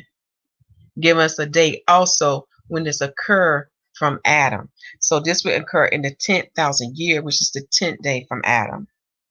Another proof of what I'm saying to do, say unto you, we'll go to chapter 20. Okay. In chapter 20, I want you to go to verse 6. Verse 6. Okay.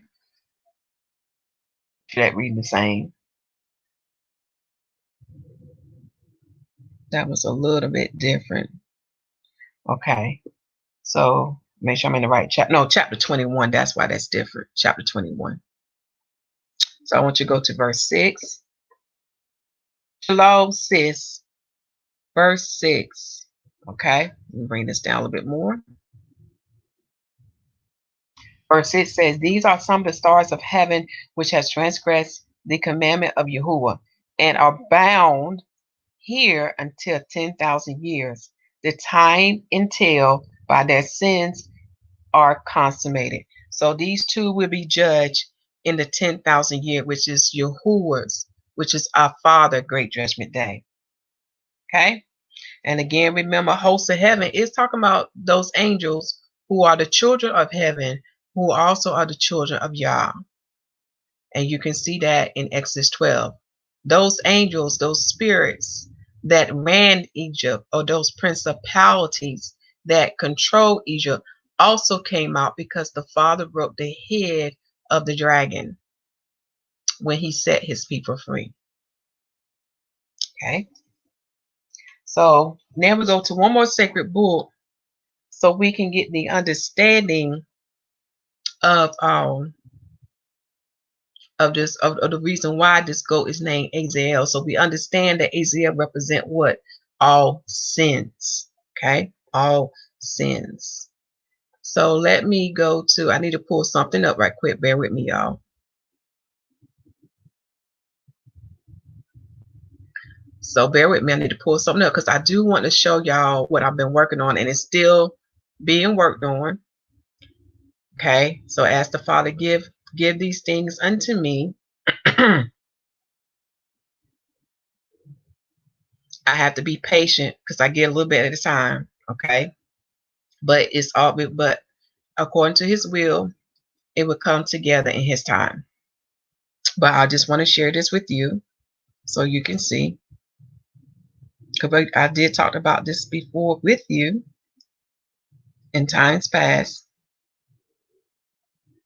with looking at Enoch's 10-week prophecy.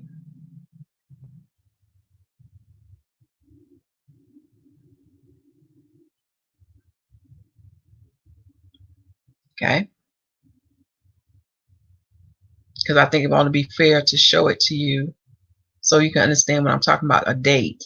So when he gave me a date about Azazel on his punishment, and also as well as the other watchers, I began to understand Matthew chapter 21 and why he gave us the number of the generations from Abraham to the Messiah. Okay, that passed. Okay, so I'm still working on it.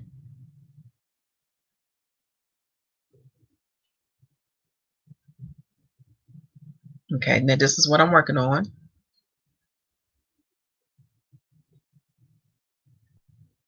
This is Enoch's 10-week prophecy and Yahuwah's timeline. Remember, I told y'all that Messiah said we should know the season of his coming, but we not know the day and hour.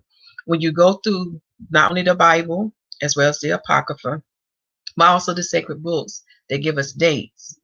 And what has happened, the heathens, as well as the Pharisees, because I'm getting some knowledge about the Pharisees, what they did, they had tampered with these dates. So we won't be able to align the Most High date with the Roman date.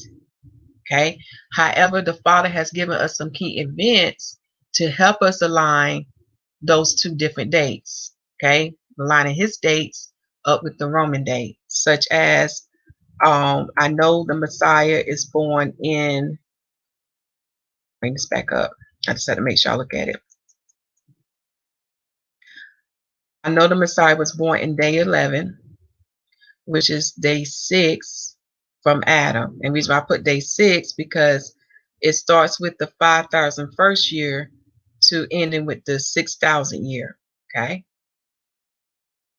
And we know he was crucified and resurrected in the 5,500 year. So that's what I'm saying. There's certain things that he would give you that would line up with the heathen date. And the heathen date I got for him was around 32 AD. As with the destruction or the second desolation of Jerusalem. And we know the heathen date is 70 AD. And because I already had a date for the Messiah, it fell within the 5,538 year from Adam. Okay. Same thing with Adam. I know Adam was created in day 1 of, he was created in the 6th day of creation right here. And when you look at Adam's time, he was made in that first day of that year. So this is why you hear me, that's why you see me the first to the 1,000th year. Okay, that's what make that day. Because we know, according to the word, that he died before that day end. He died in the 6,930th year of creation. Okay, which means he died in the 930th year from his time, which makes day 1. So he died before that day ended.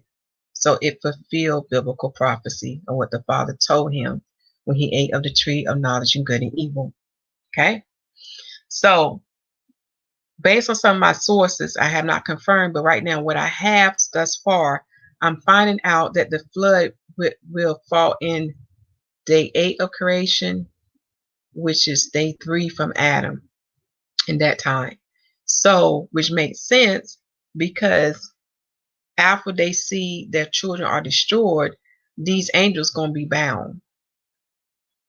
Okay, falling after that time, they have to be bound. So when I looked at Matthew chapter 21, I see why it started counting that generation from Abraham to the Messiah, because it was giving us a date to let us know, y'all, we're not that, to let us know that the end is very close to us now. The coming of the end, in other words, the coming of the end of the wicked is coming, so that the righteous kingdom can be established now. So the righteous can come forth. Okay. So the 42 generation, this is them from Abraham to the Messiah, fall in day 11 of creation, which fall in day 6 of Adam. Okay. Which bring us down to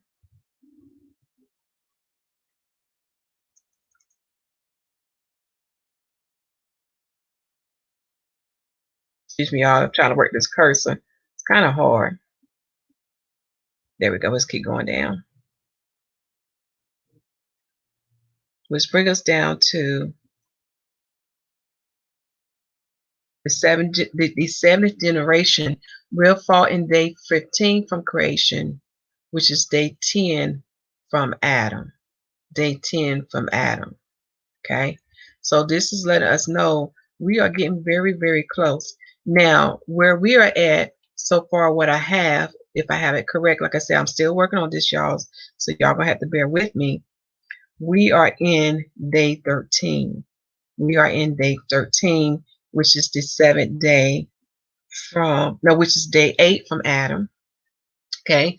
Day 8 means new beginning. So we know a new beginning is coming. Okay. Far as the walls of Jericho, it represents the 7th day. Okay. So we know strongholds will be broken down. In other words, these principalities we no longer have control or rulership over the earth. Okay. So if I did my math correctly, that falls in the 56th generation. So y'all see, it's not. I mean, we don't have long until the Father come with the great day. This is the great day. I need to type in here great day too. New beginning, great day, because I have Azazel and the Watchers. That's when they're going to receive their final judgment. Great day. Okay. Again, the fathers remind me about the Feast of Tabernacles. Is that not 7 days? And then on the 8th day, the great day, which is the new beginning, which is the final judgment, because some things are about to take place. Okay. All right. Something to think about and meditate on. All right. Now to the other book that I want to take you to. That's going to sum everything up by Azazel. Okay. We're now going to, this is, I know we're coming to the second hour, so I'm going to try to be quick in this book. So this video will be going over a little bit. So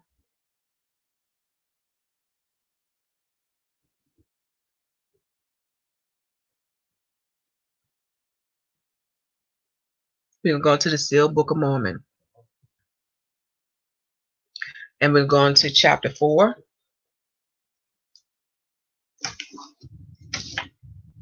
It's in chapter 4. And we're going to start reading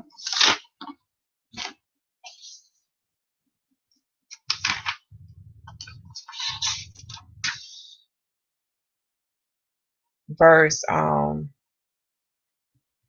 28. Verse 28. Chapter 4, verse 28. We're going to be on page 46.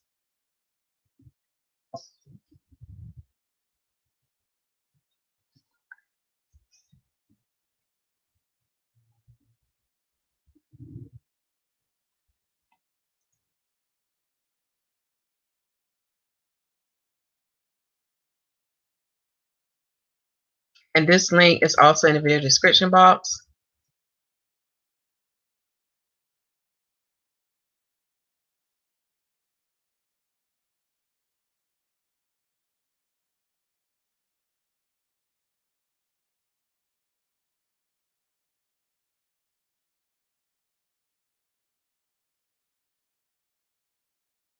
Let me see, can I bring this down just a little bit more? It's 35. It's 42. Okay, 47. Close. I take that. So let me scroll up. We're going to verse 28. So bear with me. I got my notes here, so I'll be looking back and forth when I'm reading.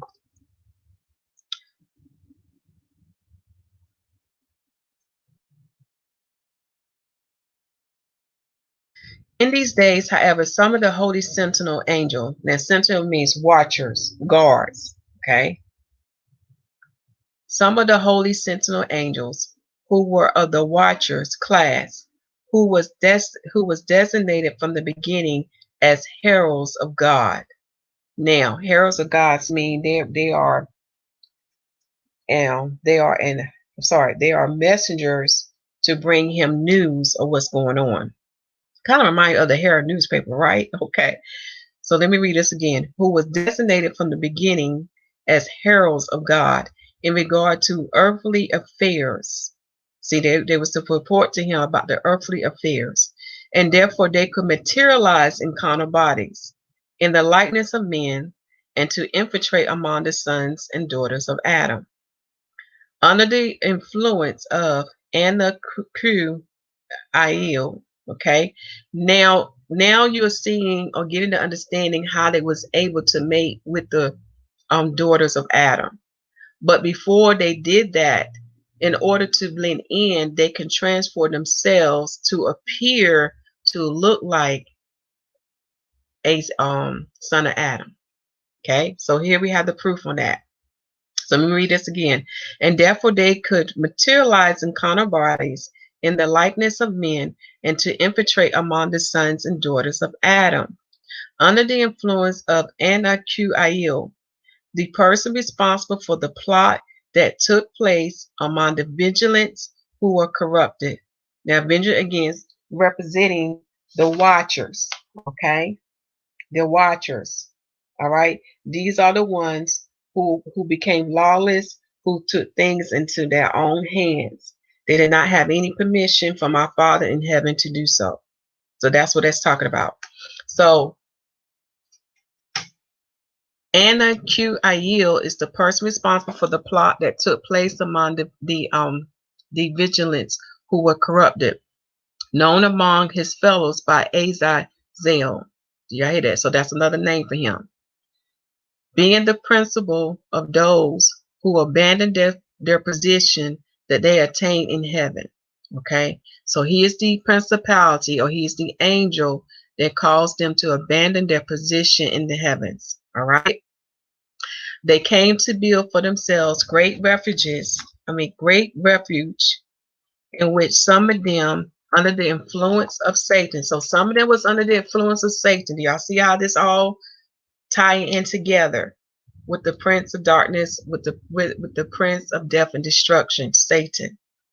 Okay, so they came to build for themselves great refuge, in which some of them under the influence of Satan had intercourse with the daughters of men, and in it they have brought forth seed, the giants of the land. Okay, so here we knew that angel and his fellow companions who partake in doing that great transgression, and his name was Jazez, that we learned from Enoch. Okay, I do want to say this in this video, that the sealed Book of Mormon is different from the Book of Mormon. This is the book that has been released or unsealed for us to read in these last days. Okay. All right. Let us keep going. Gotta look at my notes. Okay. Make sure I'm not leaving anything out. Okay. Verse 29. Due to an agreement between the watchers, so that the angels who were rebellious would not come to imprison the remaining vigilantes who remain in the land to fulfill their purpose among the children of men, that they would leave the covenant people in peace. So they made an agreement, these watchers, and notice what they do. They refuse to imprison the other watchers who was causing, or who was committing sin in the earth. So in other words, it's like they turn a blind eye on what was going on. Okay. Also, with their agreement, notice what they said, that that they would leave the covenant people in peace. So those who was of the Father, such as Enoch and his people, you will learn that they was protected. In other words, these watchers could not do anything unto them. Okay, because they were what? Living righteous. And the cat that came in for attention, but I'm gonna have to let him know I can't do that right now. Hold on, y'all. Let me put him out so we can finish this lesson. All right, Mr. Buster. I know you. I can't show you no attention right there. Okay.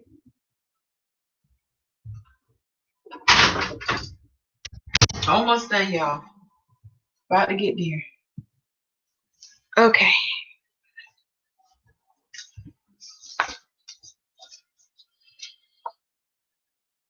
So they're not gonna mess with the covenant people. Do y'all see this? Do y'all see this, Israelites and Gentiles? Now you get understanding why some people are not touched. For we are the Most High people. They have to get permission. The Father's telling me to remind you of the book of Job. Okay, so those who are keeping his covenant, keeping his commandments, these principalities can't come at you any kind of way. Okay, verse 30. So that even to this day, for how much Aaron separated by cast lots 2 goats, one for YAHUAH, to atone for the sins of the children of Israel. So atone means what? To cleanse. So to cleanse the sins of the children of Israel. So there was 2 goats. Okay. One is to cleanse the children of Israel, right? For their sins. And one's to hand over for Azazel, with the purpose of remembering the agreement of separation between the sentinels. So now we get the other meaning, or what that goat or what the scapegoat represent. You want to underline this. The scapegoat that was allowed to be alive. Okay? He was allowed to be alive. And the reason why he was allowed to be alive and to be released in the wilderness was to what? To remind Azazel, okay, of the agreement of separation between the sentinels. Sentinels again are watchers or guards. That was to remind him of that. Okay, so as you read Leviticus 16, you're gonna see why. I'm not gonna give that yet. I'll wait till I read it. But it's gonna really give you more understanding about Leviticus 16. But remember, it's a twofold. It's like several messages in this of what this second goat represent, because it's also going to foreshadow what the Messiah would do. Okay, but here you want to underline that. So I'll read this part again. And for one hand over for Azazel, with the purpose of remembering the agreement of separation between these sentinels. Verse 31. Thus Aaron presents the goat that is appointed to YAHUAH, and will make him an burnt offering by the sin of men before YAHUAH. So that's the goat that is sacrificed. Okay. But the goat appointed for Azazel must be brought alive before YAHUAH. So this goat is brought before our Father in heaven. Okay. To make an atonement upon him in remembrance of the agreement between them, so that it may be sent into the wilderness for Azazel to remember this agreement. What was the agreement? The agreement was the agreement of separation between the sentinels, between the watchers. Okay? For this reason, it was decreed among the priests that the man who sent the goat to Azazel should wash his clothes and bathe in water before returning to the camp. You will see that in Leviticus chapter 16. So now you begin to understand the purpose of him washing his clothes. Okay, because we're going to get the meaning of this. And only then can he enter among the children of Israel. This is because this man went to meet an evil angel. Underline that. Azazel is an evil angel. There has to be a separation between the sentinels. So this one's known as what? An evil angel, and must purify himself spiritually and physically before returning to the congregation of the one God. So again, the reason why the man who is responsible for taking the scapegoat into the wilderness, the reason why he must bathe himself, it is to purify him spiritually and physically. Oh my goodness, this reminds me what the Messiah was saying to, I think, Mary. Like I said, it's a twofold deep thing here. Right now, we're dealing with a principality. We'll talk about the Messiah. Okay, we'll talk about the Messiah in another part. But right now, we got to deal with this principality. Okay, verse 33. Shalom, for that for the one who just came on. Okay, all right. Verse 33. But behold, the giants were. I'm just looking at my notes. Y'all make sure I didn't leave anything out. Okay. Behold, the giants were obtuse without much reasoning, and therefore depend on their parents. Who are their parents? The watchers. In turn, in order not to allow these men of great statues to become to become slaves of men by reason of their dementia. Do y'all hear that? These giants had dementia. That means they was not really smart beings. Okay, so they didn't want their children to become slaves of men. All right. So it goes on to say it was that the sentinel angels who have been disobedient and abandoning their position with the Father, they began to use earthly men to build cities whose architecture was a representation of heavenly things. So we understand where this all coming from. They got these things from heaven. Okay. The Father's also reminded me to share with you about the separation. Remember what he told them, they cannot come back into heaven. Those angels who came down to earth to defile themselves, they cannot come back in heaven. So they are separated from their brethren. Okay.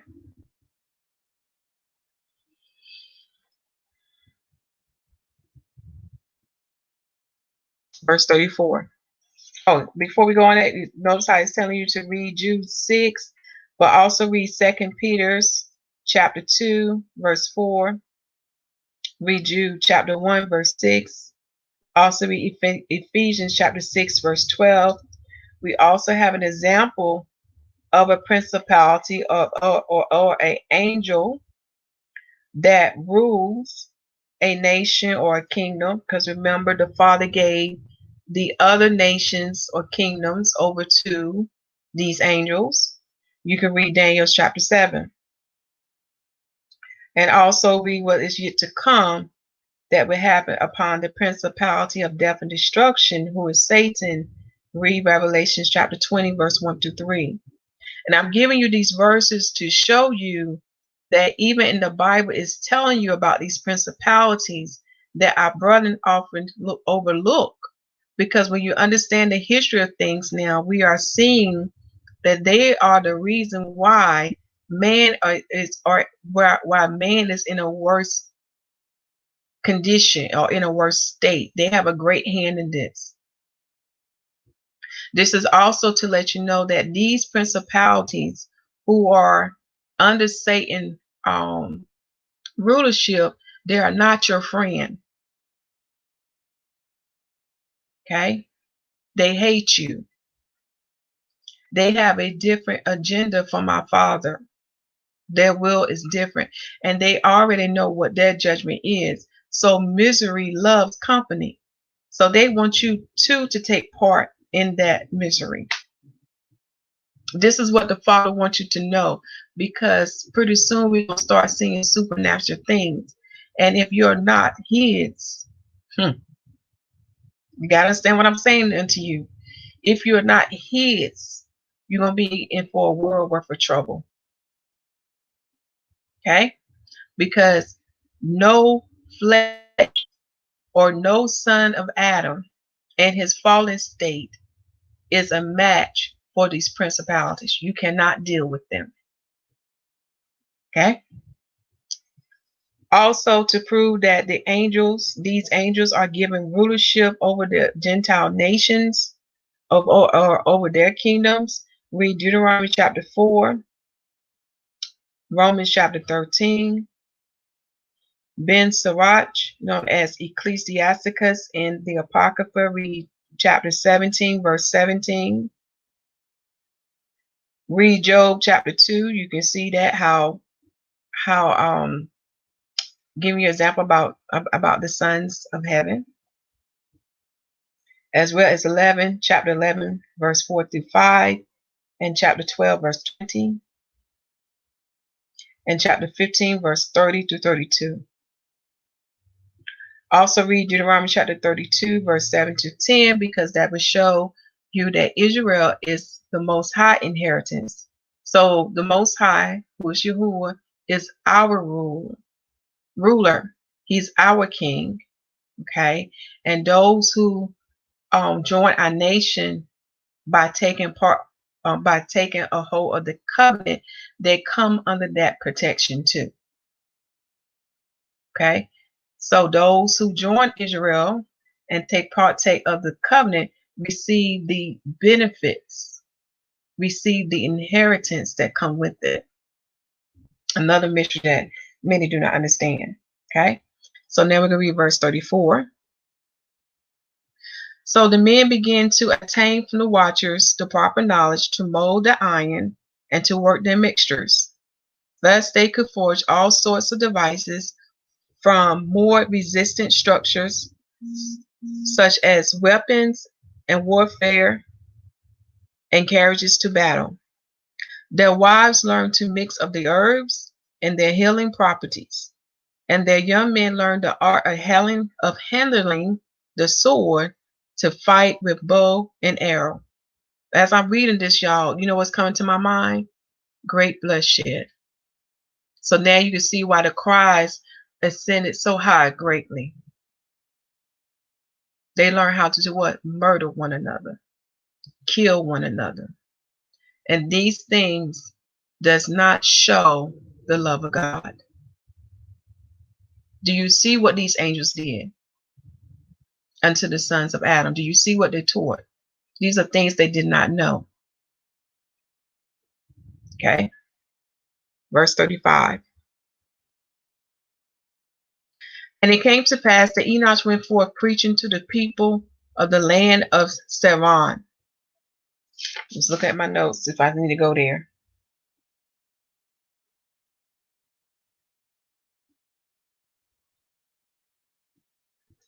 Let's see if I need to go there. Let me skip that verse. The verse I need to go down to is verse 38. Okay. Because that's something you can read in your spare time. I'm in chapter 4 of the Sealed Book of Mormon. Now we're on page 48, and I'm going to read verse 38. Okay. I highlight that for a reason because it relates to the Feast of Tabernacles. Okay. Giving us another mystery. Verse 38. And from that time forth, though there have been wars between men, Enoch knew that YAHUAH, let me bring this up higher. I'm sorry about that, y'all. Enoch knew that YAHUAH would come to the temple that Enoch had built for YAHUAH, because he saw angels descending from heaven. Y'all hear that? There was angels descending from heaven, I mean coming down from heaven, bearing testimony of the Father and the Son. See, what you learn through the sealed book is that the gospel had always been preached, starting with our father Adam. They knew of the Messiah. They knew of the Son of God. Okay, they knew he was supposed to come. Okay, that is the original church that was established in the beginning. But as you learn through this book, Satan too established his own church, and it started with Cain, and then it came back through Nimrod, and through many others after Nimrod. Okay. Remember, the angels copy the Father and the Son, and they copy the things that were in heaven. I mean, that are in heaven. Excuse me. Okay, because he saw angels descending from heaven, bearing testimony of the Father and the Son. So these angels bear that testimony. And in that fullness of time, he would come to dwell with his people. Underline that, y'all. In that fullness of time. So in that completion of time, YAHUAH would come to dwell with his people, even as he came to dwell with the people of Enoch before he took them. For they shall be as in the days of Enoch, a people who live righteously. So that day is coming where our Father would dwell with the sons of Adam. The day is coming when he shall bring his home, his house, his tabernacle in the earth. Okay, do y'all see this? What Tabernacles is teaching us. Okay, the day is coming where there will be those chosen to live in his house. Another mystery that many do not understand. A day is coming where you want to dwell in his tabernacle, in that secret place that he has established for you. Okay, a day is coming that Israel will dwell in the place where his presence is. Do y'all hear what I'm saying? I mean, this stuff is really going deep. But before you can enter into his tabernacle. Before you can go there, okay, you have to be what? Atoned. All your sins have to be removed and forgiven. Removed and forgiven. Okay, so I'm going to go back to this picture. I want you to meditate on this picture here that we start in the beginning of the video, because now you begin to understand why I had to lay this foundation about Azazel. Because when we come back, we now gonna have the understanding why. I'm looking for my picture, y'all. Hold on. Now we're gonna have the understanding why Aaron had to lay his hands on that goat that's named Azazel. But Azazel is name means or represent all sins. So all sins and all transgression was put upon this goat to bear. Hallelujah. I see the revelation coming, but I can't give it in this video. It's going to have to be given in another part. So take this time today to meditate on the bread that I have shared with you, on the bread that I have given unto you. Because this is deep. So now we understand why the Father chose to do this. Okay, now we're seeing how he think, how he operates. For now we see that it was these principalities such as Azazel who was the cause of man, who was the cause of the son of Adam to commit great transgressions against him, that he had to what? Put an end to it. This is why the Father had to what? Kill them. And this is why the Father had to start a new beginning with a new remnant, because he did not ordain or he did not create Adam to do that, to commit those things. That's not what his spirit taught them before the fall. When you understand what took place in the fall, then you're going to see why we have to be back redeemed, why his spirit has to be restored back unto us to make us his children, because through his spirit it shall what? Lead you to eternal life. Through that spirit it will teach you what is a sin, what is a transgression. Okay, I can go on and on about this, y'all, but it's enough. It's enough, because this video has been long, it has been deep. So I want you to take some time to meditate on this. Okay, because I want you to really understand about this second goat, about why this goat was kept alive, which is going to lead us to get the greater understanding of what this goat represent when it went into the wilderness, which shall lead us to understand the rest that he has established for the bride, for the 144, and for the nation of Israel. And lastly, it shall lead you to understand their inheritance, what he has set aside for them. All right. Continue to preach that the kingdom is heaven is at hand, for it's truly at hand. Make sure the people receive salvation as written in Romans chapter 10. And you can baptize yourself if you have no one to baptize. You. But like the Ethiopian eunuch said, where there's water, I shall be baptized. So you can do this in your bathroom. Because we are in the day of judgment now. Yah is visiting the earth and he's shutting stuff down, and more is to come. So this is a time that you should seek him so you can dwell in his tabernacle. Because anything outside his tabernacle, they're going to be what? Crying and gnashing of teeth. They're going to be great sorrow and pain. And you don't want to go through that. All right. I love you all, and shalom.